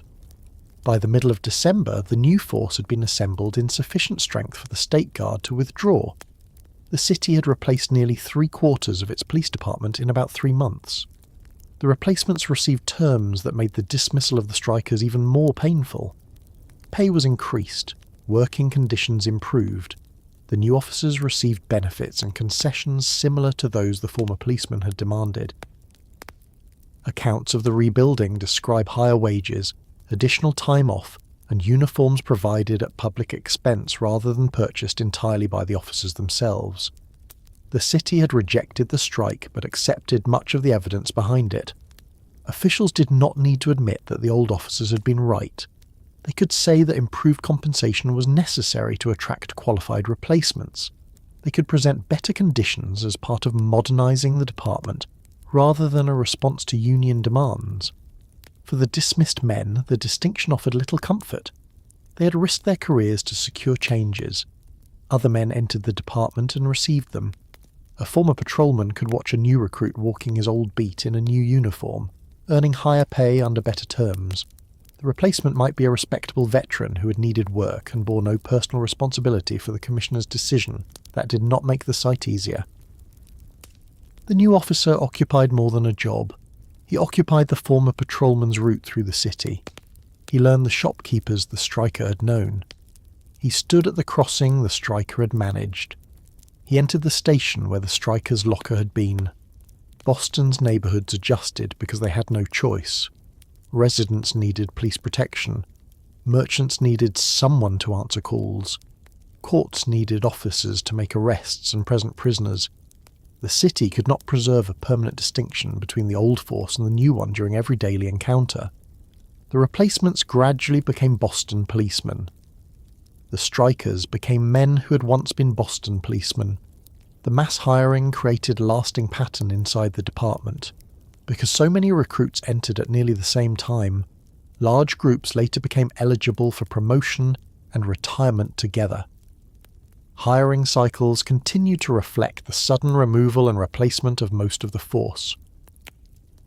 A labour conflict lasting only days left an administrative mark that could be felt decades later. The new department also carried a lesson about obedience. No recruit could misunderstand what had happened to the men before him. The government had demonstrated that collective defiance would be answered with dismissal. Complaints could be made through approved channels, but affiliation with outside labour organisations and any threat to withdraw police protection remained dangerous. The lesson reached beyond Boston. Police officials across the country watched the strike. Municipal leaders feared that their own officers might organise and walk out. Labour federations reconsidered the wisdom of including police. The American Federation of Labour's effort to organise police departments slowed sharply after the disaster in Boston. For years, the Boston strike served as an example of what police unionism might produce. Officials invoked it when officers demanded collective bargaining. Editorial writers invoked it when public employees discussed strikes. Police associations invoked it more quietly as evidence that grievances ignored for too long could produce catastrophe. The former officers tried to preserve their own version of events. By the end of 1919, they had formed the Association of Former Police of the City of Boston. The organisation allowed them to maintain contact, support one another, and continue arguing that they had been treated unjustly. They had lost the Union battle. but they had not abandoned the belief that the city owed them recognition or reinstatement. Efforts to return them to their jobs continued. Political candidates understood that the question still mattered, especially among Boston's Irish American and working class voters. Supporters proposed legislation or administrative action that might allow the dismissed men to be rehired. Opponents answered that restoring them would weaken the principle established during the strike. The issue became part of the 1919 Massachusetts governor's election. Coolidge ran as the defender of law and order. His Democratic opponent, Richard Long, favoured a more sympathetic approach toward the dismissed policemen. The election gave voters an opportunity to judge the governor's handling of the crisis. Coolidge won decisively across Massachusetts, taking about 62% of the vote. His victory was interpreted nationally as public approval of his response to the strike. The result strengthened the political barrier against reinstatement. Coolidge had shown that refusing to restore the officers was not merely defensible, it was electorally valuable. The men who had lost their jobs now watched the governor who opposed them rise because of their defeat. Within a year, Coolidge would be chosen as the Republican nominee for vice president. The party's presidential candidate, Warren G. Harding, campaigned on a promised return to normalcy after war, strikes, bombings, illness, and political unrest. Coolidge's reputation for firmness complemented that message. When Harding and Coolidge won the election of 1920, the former Boston patrolmen saw their local adversary enter the White House. After Harding's death in 1923, Coolidge became president. The route from the Massachusetts governor's office to the presidency had many causes, but Coolidge himself later acknowledged that the Boston strike brought him national attention. The sentence about striking against public safety became attached permanently to his public identity. The dismissed officers received no comparable national platform. History remembered the governor's words more easily than the names of the men whose careers ended. Their names remained in personnel files, union records, census lists, city directories, pension documents, death notices, and family papers. They appeared individually when descendants began investigating what had happened to grandfathers and great-grandfathers who had rarely discussed the strike. Behind each name was a life that continued after September 1919. Some men recovered financially. Some built second careers. Some moved away. Some remained active in efforts to clear the strikers' reputations. Others died before public attitudes toward police unions changed. Their marriages, illnesses, debts, family disagreements, and ordinary working days did not become part of the famous history. The public story stopped when they removed their badges. Their private stories continued for decades. The families carried the strike in different ways. One descendant might describe the officer as a hero who stood against exploitation.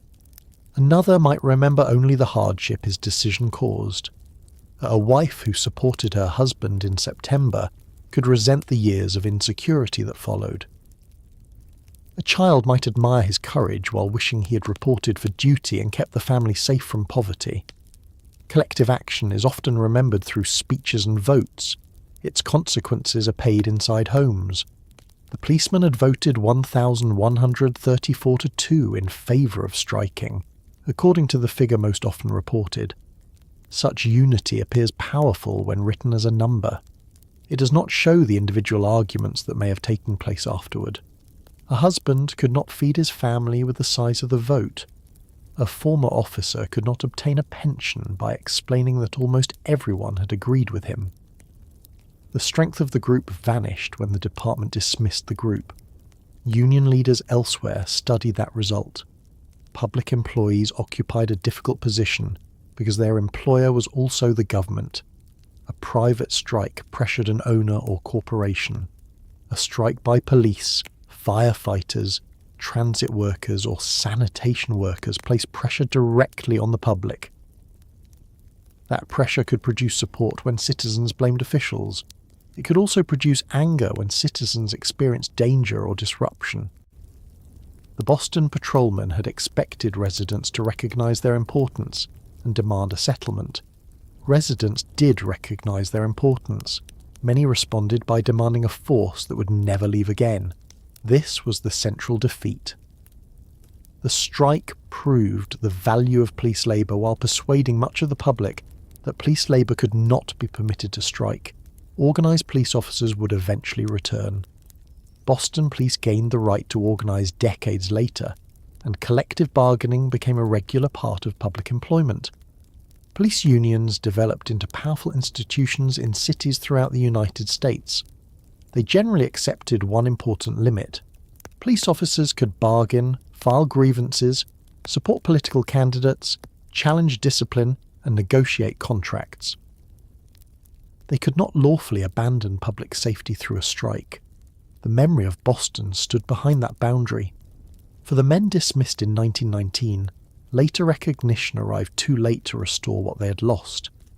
Historians examined their wages and schedules and concluded that their complaints had been substantial. Archives preserved photographs and personnel records. Descendants told stories that had remained hidden. The strike could be reconsidered as both a threat to public safety and a desperate labour protest. Understanding improved. Reinstatement never came. No later explanation could return an officer to the moment before 5:45 on September 9th and allow him to choose again. No historical project could restore the years of seniority, the lost income, or the pension a family had expected. The city's better treatment of the replacement force confirmed that reform had been possible, but it did not change who received its benefits. As Boston settled into the 1920s, the new policemen became familiar figures on the streets. They directed traffic, answered calls, guarded businesses, and carried out the same duties that had once belonged to the strikers. Prohibition created new demands and new dangers. Illegal liquor, organised crime, robbery, and violence tested the rebuilt department. 17 Boston officers would be killed in the line of duty between 1920 and 1930. The work remained difficult. The uniform did not become safe merely because new men wore it. Somewhere nearby, a former patrolman could open the newspaper and read that an officer had been wounded on a street he once knew well. He might feel sympathy, professional interest, resentment, or all three. The instincts developed during years of service did not disappear when Curtis closed his personnel file. He still noticed unlocked doors. He still watched suspicious movement. He still understood the meaning of a whistle in the night. Boston no longer recognized him as one of its guardians. The city had solved the immediate crisis by replacing the men, but the decision created a question that remained long after the soldiers went home. The patrolmen had violated their duty by leaving their posts, yet the conditions that drove them toward that decision were improved only after they had been removed. The strike could therefore be remembered as reckless and still expose genuine injustice. It could be a defeat for labour and still influence the growth of police organisation. It could make Calvin Coolidge a national symbol while leaving more than 1,100 former officers to rebuild their lives in obscurity. Those contradictions did not remain confined to Boston. Other cities, police commissioners, union leaders, governors, and workers studied what had happened. The story became a warning used in arguments over public employment, labour rights, government authority, and the limits of collective action. The men never received their jobs back. The questions raised by their dismissal were only beginning to travel. The men never received their jobs back.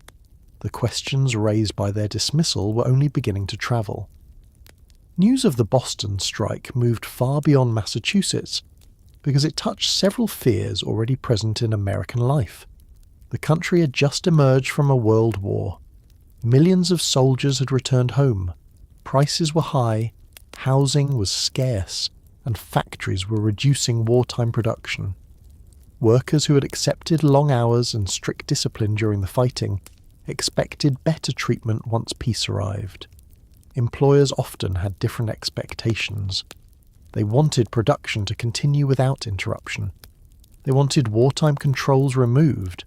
Many wanted unions weakened before organised labour could turn its recent growth into permanent power. The result was a year of strikes. More than 4 million American workers took part in labour stoppages during 1919. Telephone operators, textile workers, actors, miners, longshoremen, steel workers, and many others left their jobs. Some demanded higher wages because inflation had reduced the value of their pay. Others wanted shorter hours, safer workplaces, or recognition of their unions.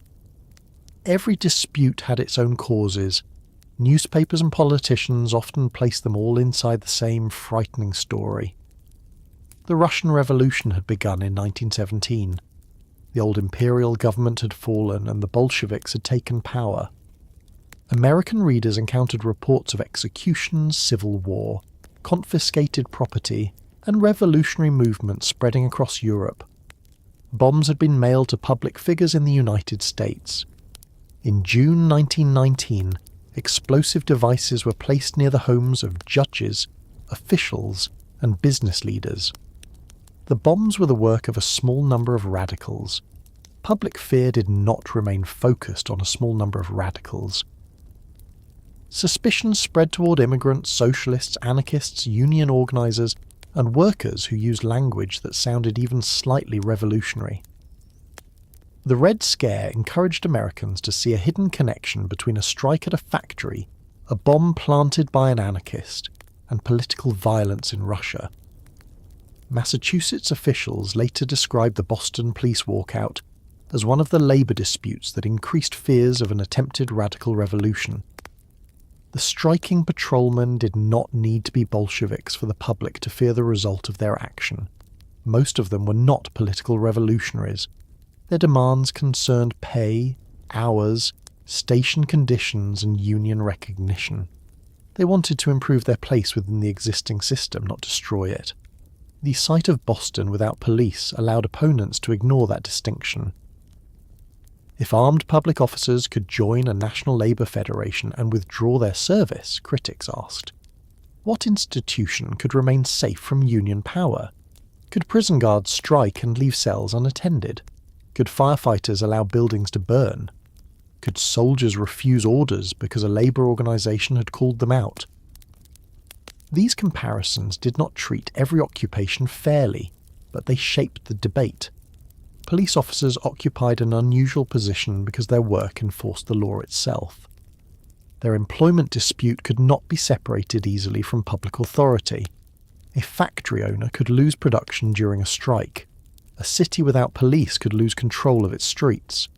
The Boston events became evidence for a principle that would shape American public employment for decades. Workers in essential government services might possess legitimate grievances. They might organise associations. They might request better wages. They could not be allowed to strike. That idea did not begin in Boston, but the violence surrounding the walkout gave it a dramatic example. Officials throughout the United States could now point toward a real city, a real date, and photographs of armed troops patrolling commercial streets. The lesson was simple enough to repeat. Boston had permitted police unionism. The policemen had struck. Disorder had followed. The fuller history was more complicated. The officers had organised because years of complaints had brought little improvement. The commissioner had prohibited their outside affiliation. City and state officials had failed to create an effective settlement before the walkout. Emergency preparations had been inadequate. Some newspapers exaggerated the extent of the lawlessness. Simple lessons survive more easily than complicated ones. Police commissioners studied the strike and tightened regulations against outside labour affiliations. City governments watched police associations for signs of union activity. Public officials who might otherwise have negotiated with police organisations feared appearing weak. The American Federation of Labour also had reasons to reconsider its approach. The AFL had chartered police unions in several cities during the period surrounding the Boston strike. Labour leaders hoped that organised policemen might become less willing to act against other workers during strikes. If officers thought of themselves as union members, perhaps they would hesitate before clubbing picketers or protecting replacement workers. Boston revealed the danger of that strategy. The national labour movement suffered when the police walkout became associated with looting and military intervention. Union opponents used Boston to portray all organised workers as irresponsible. The AFL had to defend the patrolmen while trying to reassure the public that organised labour did not support lawlessness. Samuel Gompers attempted to create a compromise after the strike began. He asked that the men be returned to duty while their dispute was considered. His intervention came too late to prevent the walkout, and Governor Calvin Coolidge refused to restore the strikers while they remained in disobedience. Coolidge's reply gave the crisis its most lasting sentence. There is no right to strike against the public safety by anybody, anywhere, any time. Those words appeared in his telegram to Gompers on September 14, 1919. In the same message, Coolidge argued that even if Commissioner Curtis had acted wrongly, that could not justify leaving Boston unguarded. He stated that the strikers' positions had been declared vacant under Massachusetts law, and that he would defend the authority placed in public officials by the state constitution and its people. The statement was memorable because it contained no hesitation. Coolidge did not sound excited. He did not describe himself as the saviour of Boston. He wrote as though the law had already supplied the answer, and his duty was simply to carry it out. That style matched the public personality he had developed in Massachusetts. He spoke carefully, avoided unnecessary display, and allowed other people to describe him as firm. The police strike gave that personality a national audience. Before September 1919, Coolidge was respected within Republican politics, but remained unfamiliar to most Americans. He had served in local government, the Massachusetts legislature, the office of lieutenant governor, and then the governorship. His career had advanced steadily rather than dramatically. The Boston crisis changed the speed of his rise. Newspapers across the country printed his words. Republican leaders praised him. Business organizations treated him as a defender of government against union pressure. Citizens frightened by strikes and radical violence saw a public official who appeared willing to restore order without apology. His supporters did not need to explain the administrative structure of the Boston Police Department. They did not need to discuss whether Mayor Peters or Commissioner Curtis had made earlier mistakes. They needed only to repeat that Coolidge had called out the guard and refused to return the strikers. The image became more powerful than the sequence of events. Some critics pointed out that Coolidge had not acted immediately. Mayor Peters had first summoned local units of the State Guard. Coolidge later called out the entire force and assumed command under his constitutional authority. His supporters presented the timing as evidence of careful restraint. His opponents could describe it as delay. The national story preferred the more decisive version. Coolidge had faced disorder. Coolidge had sent troops. Coolidge had defeated the strike. A film preserved by the Library of Congress showed him during his successful 1919 re-election campaign. Its title announced that Americanism had won, and its images included praise for Coolidge's law and order position during the Boston police dispute. That word, Americanism, carried considerable political weight after the war. It suggested loyalty, obedience to constitutional government, respect for property, and resistance to foreign radicalism. It allowed opponents of strikes to present labour unrest not simply as an economic disagreement, but as a test of national character. Who was truly American? The worker demanding a voice, the official defending the law, the veteran applying to replace a striker, the immigrant accused of bringing radical ideas into the country. Politicians could answer those questions in ways that rewarded their supporters and isolated their enemies. Coolidge's Democratic opponent in the Massachusetts election of 1919, Richard Long, criticised aspects of the governor's response and offered a position more sympathetic to the dismissed policeman. Coolidge won by a wide margin.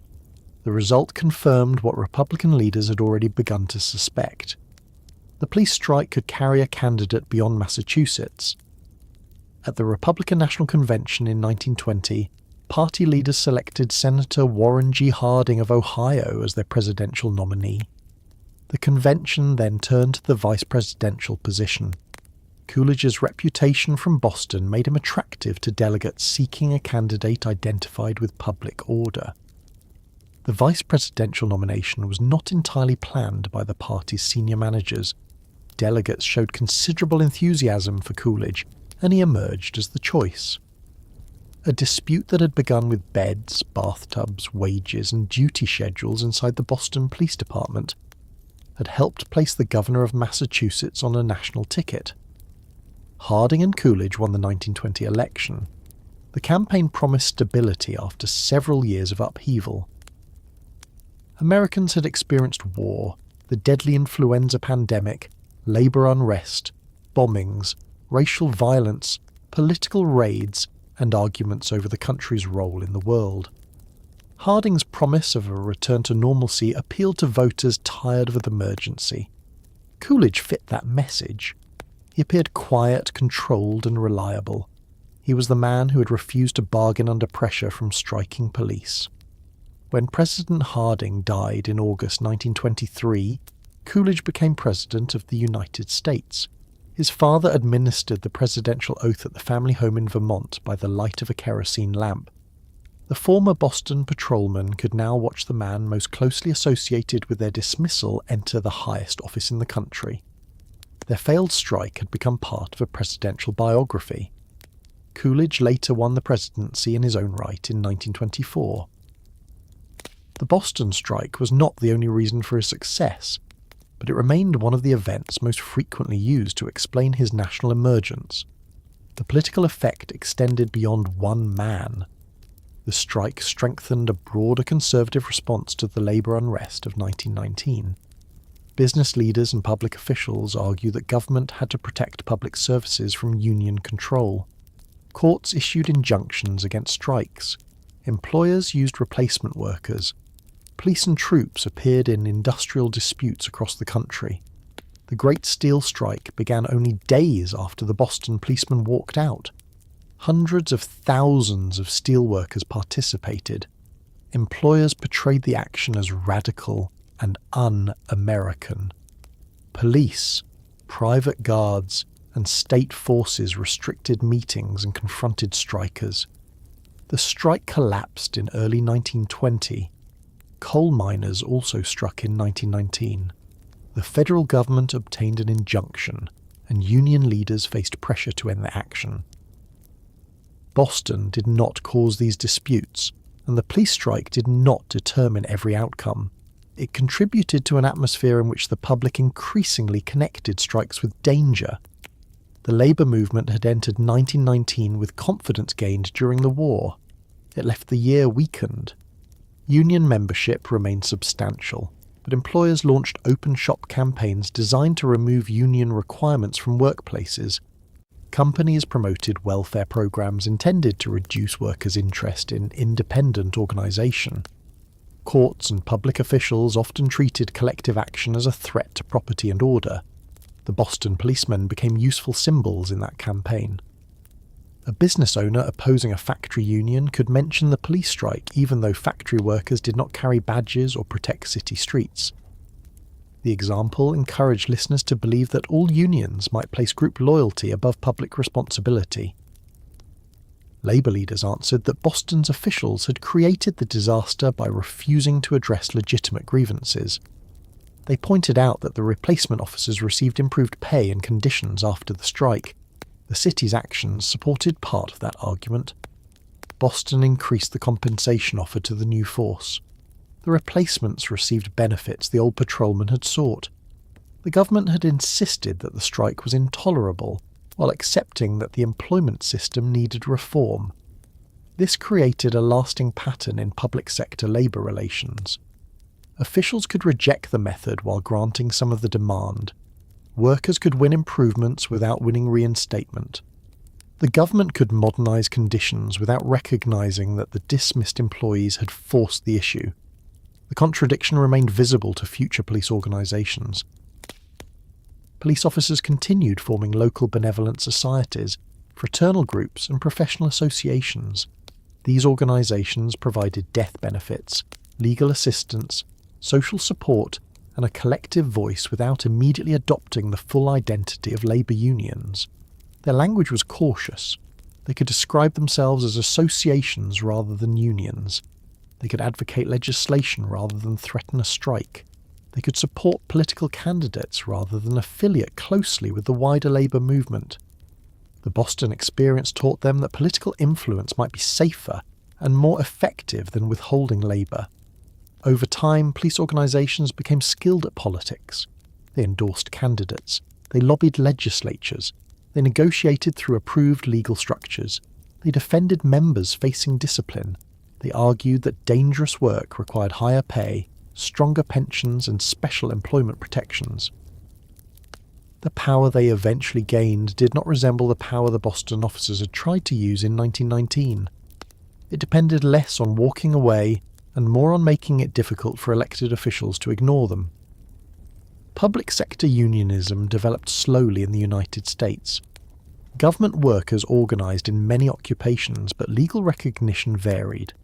Officials continued arguing that sovereignty could not be shared with labour organisations. The famous Boston sentence returned whenever public workers considered strikes. Teachers, sanitation employees, transit workers, firefighters, and other municipal employees faced versions of the same question. When does a worker's right to withhold labour become a threat to the public that depends on the service? Different communities gave different answers.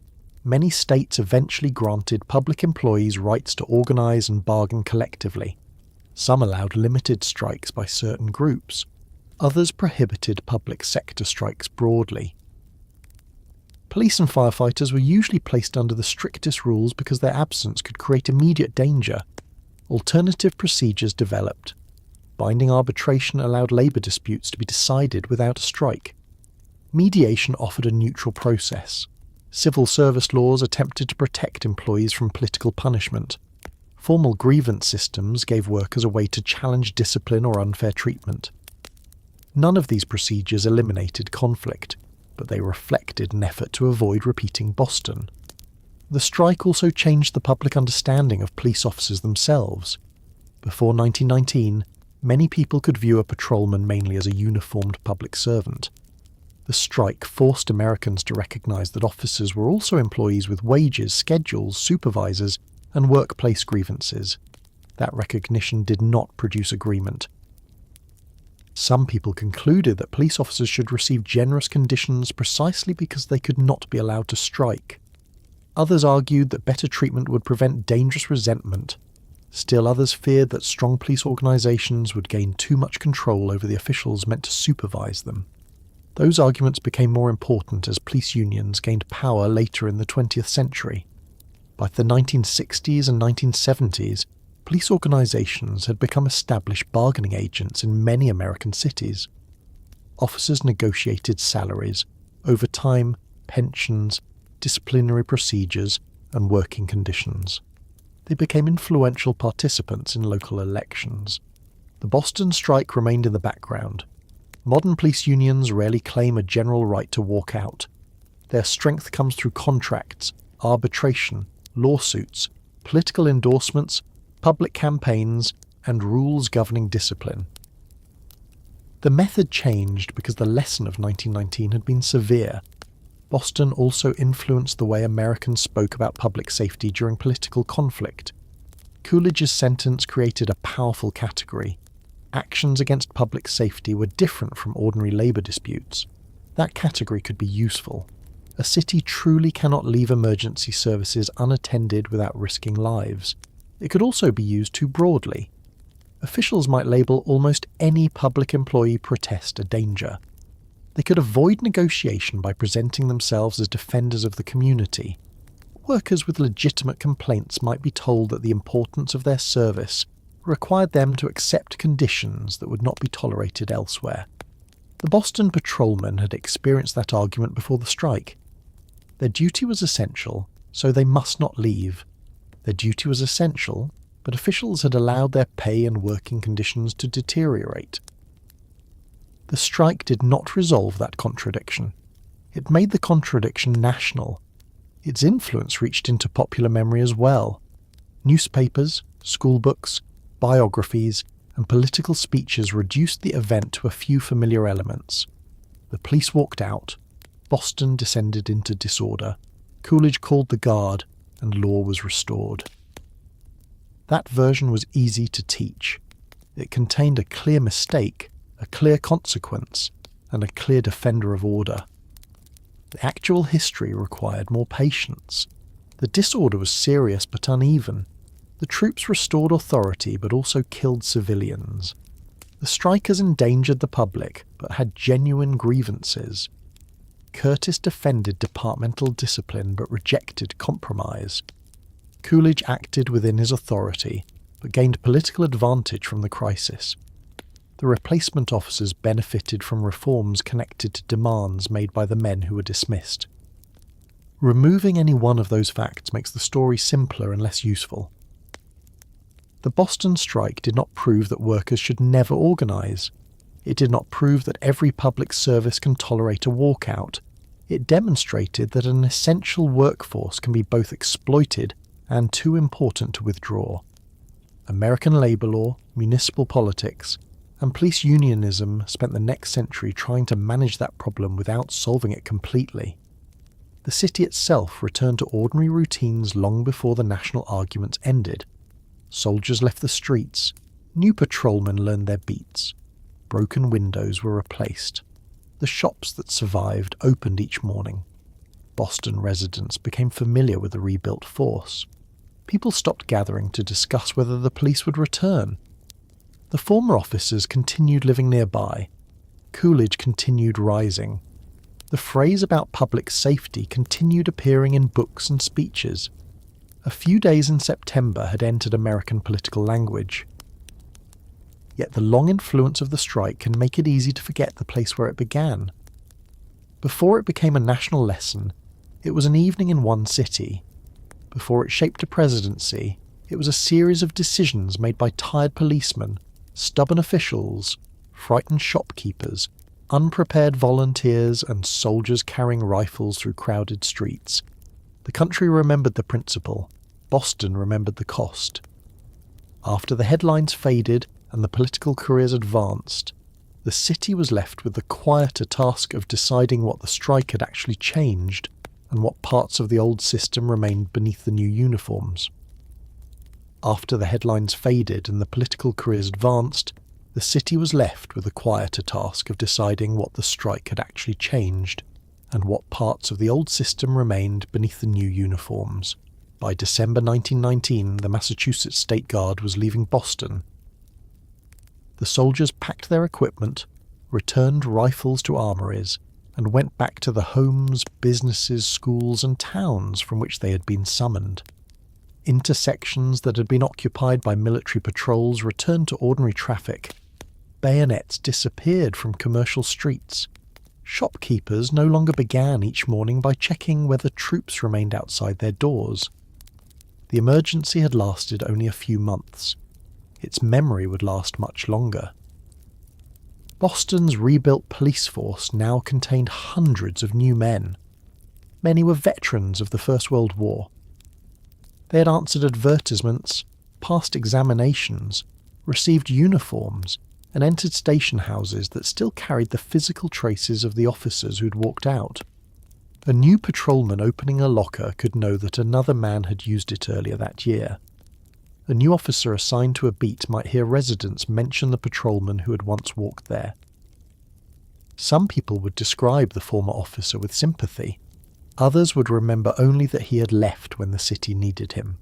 The replacement could not avoid the comparison. He had been hired partly because officials believed he would not repeat the decision made in September. The city improved wages and conditions for the new force. Uniform costs were reduced or covered more fully. Time off became more generous. Pay increased enough to attract qualified applicants. The men entering the department benefited from changes closely connected to the complaints of the strikers. Boston did not call this a victory for the dismissed officers. The government presented the improvements as necessary measures for rebuilding an effective department. Officials could say that better wages were needed to compete for good recruits. They could say that modern station houses required better facilities. They could say that a professional police force deserved professional treatment. All of those statements were reasonable. They were also arguments the old patrolman had made before the strike. The men who had forced the city to confront the problem watched other men receive the solution. There is no record of one common reaction among them, because more than 1,100 former officers did not think and feel as one person. Some remained angry for the rest of their lives. Some believed the strike had been correct, even though it failed. Some may have regretted the decision almost immediately. Others blamed Commissioner Curtis, Governor Coolidge, Labour leaders, newspapers, or fellow policemen who had encouraged confidence without preparing for defeat. A few probably blamed themselves. That may have been the hardest judgment to carry. A man can defend himself against a public official. He can argue with a newspaper. He can tell his family that the commissioner acted unfairly. It is more difficult to silence the private question that appears years later. What would have happened if I had reported for duty? The answer could not be known. He might have kept his job. He might have been isolated from friends and neighbours.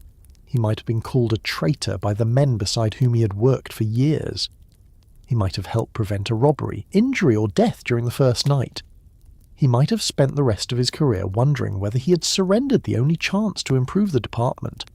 Every choice had a cost. The strike vote had hidden that cost inside a large number. More than 1,000 men had chosen the same action, but each one returned to a separate household when the result arrived. The former officers searched for new work. Some entered private security. Some became watchmen in factories, warehouses, hotels, or office buildings. Others found employment as labourers, salesmen, drivers, clerks, or investigators. Political friends and neighbourhood contacts helped where they could. Not every man failed. Many rebuilt stable lives. The fact that some recovered does not mean the dismissal was easy. A former patrolman might earn a living and still miss the identity attached to police work. He had once belonged to a department with ranks, routines, responsibilities, and a recognised place in the city. His new employer might value his reliability but know nothing about the years he had spent walking Boston in bad weather. The work had shaped his habits. He still noticed disturbances before other people did. He still watched doorways. He still judged crowds by their movement. He still woke at hours when he had once prepared for duty. A profession can remain inside a person after the position is gone. The families adjusted too. Children who had known their father as a policeman watched him dress for a different job. Wives reorganised budgets around new wages. Plans for pensions and retirement changed. Some households moved to cheaper rooms or relied on relatives until income became steady again. The strike entered family memory in fragments. A daughter might remember that the family stopped buying certain foods. A son might remember his father refusing to discuss the police. A grandchild might discover an old photograph of a man in uniform and ask why no one had mentioned it.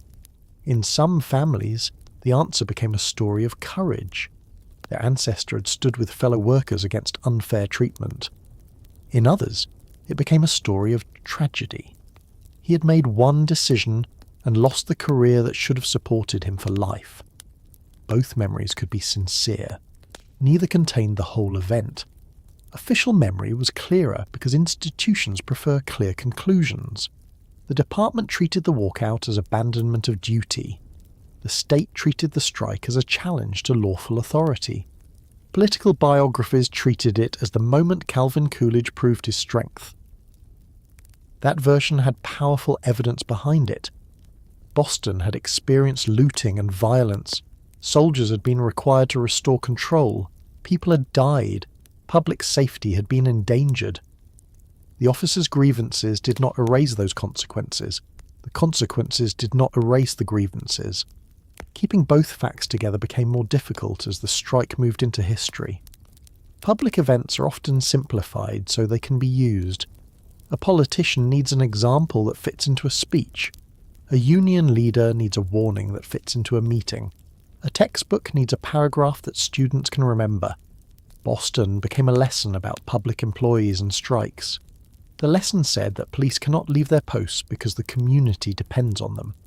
It said that government must be able to maintain order even when its own workers rebel. It said that essential services require limits that do not apply to ordinary private employment. Those ideas shaped Labour policy for generations. Police organisations eventually returned in forms that avoided the central mistake of 1919. Officers created associations, bargaining units, and unions that negotiated contracts without claiming the right to abandon the streets. They sought higher pay, better pensions, legal protection, and influence over discipline through political and administrative channels. Their power grew. By the middle and later 20th century, police unions had become important institutions in many American cities. They endorsed candidates, challenged commissioners, negotiated working rules, and defended members accused of misconduct. This new form of organisation would create controversies of its own. Some residents believed strong unions protected officers from arbitrary political interference. Others argued that union contracts made it too difficult to discipline or remove officers who abused their authority. The question had changed since 1919, but it had not disappeared. How much independence should police possess from the government that employs them? How much power should elected officials possess over the people who enforce their decisions? How should the rights of workers be balanced against the safety and rights of the public? Boston had confronted those questions under extreme conditions. Later generations confronted them through contracts, court cases, arbitration hearings, elections, and public protests.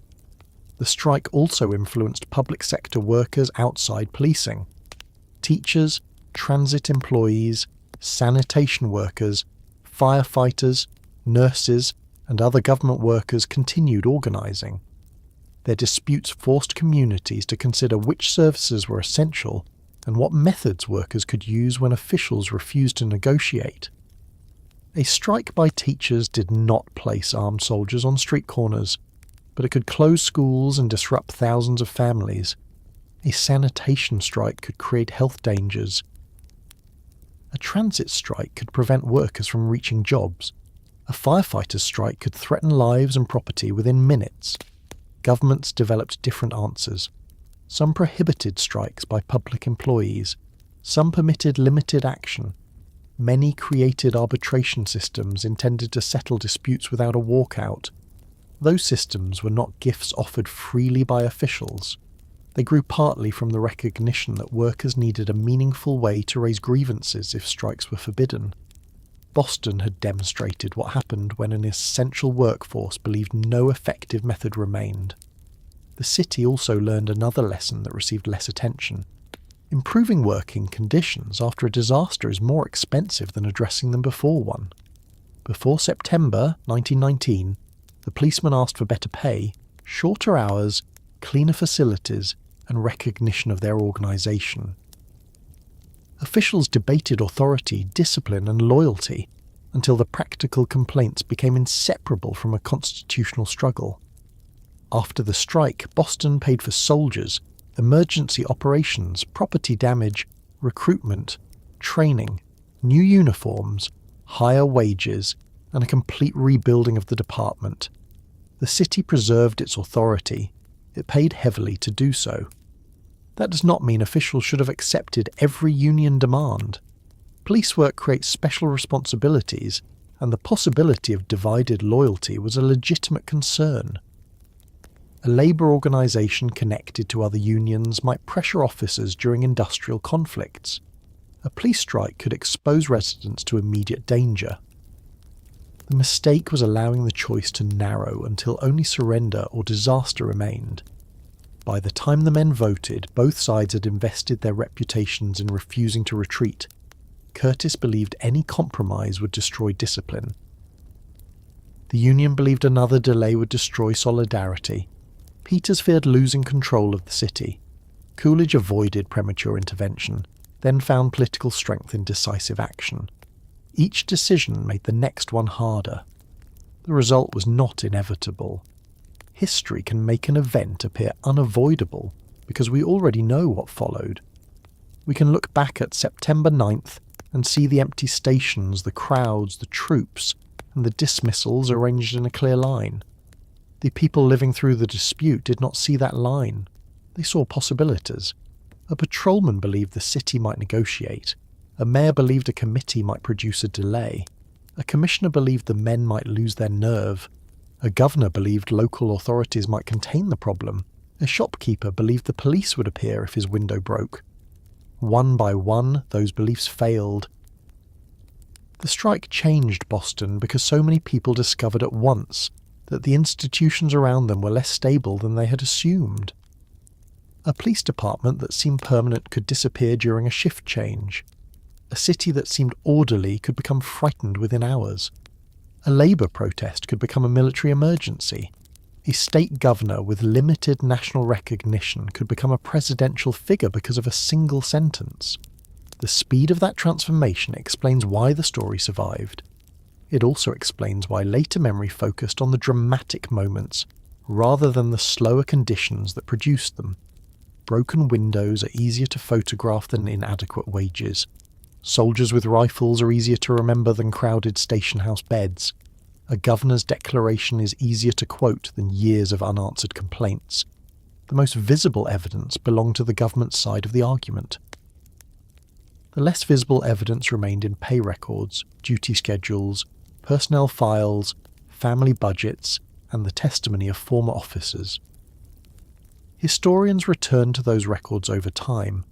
They examined the names of the strikers and followed their lives through census documents, city directories, military records, marriage certificates, death notices, and family archives. The research replaced the image of a single disobedient mass with hundreds of individual men. Some had served in the military. Some had been born outside the United States. Many were Irish or Irish American. Most were married. Many supported children. They had entered the department for different reasons and left it through one collective act. The records did not settle whether the strike was justified. They made the judgment more human. It is easy to condemn a number. It is harder to condemn a household without first understanding what it faced. It is also easier to sympathise with a worker when the public cost of his decision remains distant. The residents who were robbed, injured or frightened were not imaginary. The families of people killed during the emergency carried their own memories. A shopkeeper whose business was damaged did not receive comfort from knowing that the patrolman had worked long hours. A complete account has room for both kinds of loss. That is what the silence after the strike concealed. Once the streets became calm, the opposing experiences separated. The city celebrated restored order. The dismissed officers returned to private life. The dead were buried. Damaged property was repaired. New policemen learned the routes. Daily life closed over the emergency. Boston continued changing. Automobiles became more common. Prohibition created illegal markets and new forms of corruption. The city expanded and modernized. Police communications improved. Radio patrol cars eventually replaced much of the old system in which a man walked for hours with only call boxes and whistles connecting him to the station. Station houses improved. Work schedules changed. Police pay rose. The conditions of 1919 gradually became difficult for later officers to imagine. The rule established by the strike remained understandable. They could organise. They could bargain. They could not walk out. That boundary became part of the profession's identity. A police officer's responsibility continued through disputes with supervisors, mayors, commissioners, and the public. The uniform carried an obligation that could not be set aside in the same way as an ordinary factory tool. The boundary also gave government a responsibility. If officers could not use the final weapon available to other workers, officials needed to provide fair procedures for hearing complaints. Arbitration, civil service protections, negotiations, and grievance systems became ways of releasing pressure before it reached the point Boston had reached. Those methods did not end conflict. They made conflict less likely to leave a city unguarded. More than a century after the strike, Boston's streets carry few visible signs of what happened. People pass through Scully Square's former location without seeing the crowds of 1919. The area was transformed during later redevelopment and became part of Government Centre. Buildings disappeared, streets changed, the entertainment district where thousands gathered lives mainly in photographs and descriptions. A person can stand there now without hearing streetcar bells, shouted newspaper headlines, breaking glass, or the movement of cavalry through a frightened crowd. The physical city has covered the event more completely than memory has. Somewhere beneath the modern traffic remains the outline of that Tuesday night.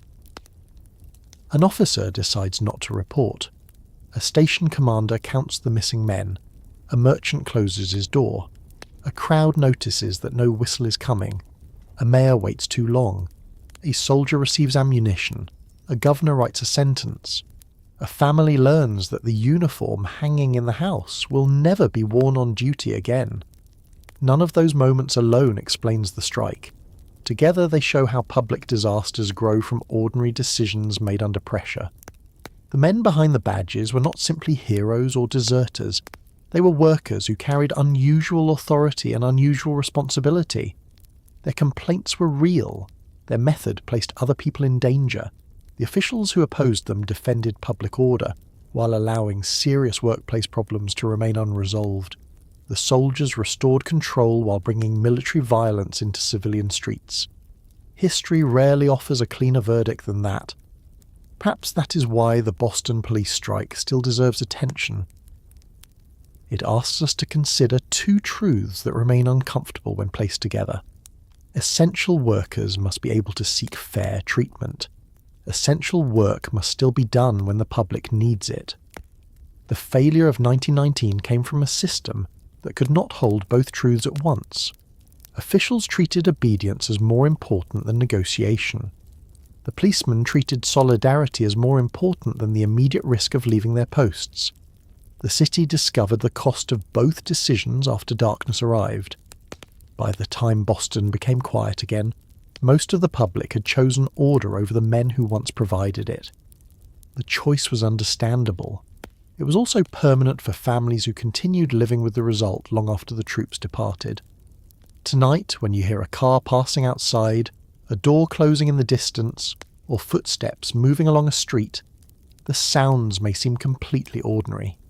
They belong to the quiet systems that allow a city to sleep. Most nights, those systems remain invisible because they work. Boston noticed them only when one disappeared.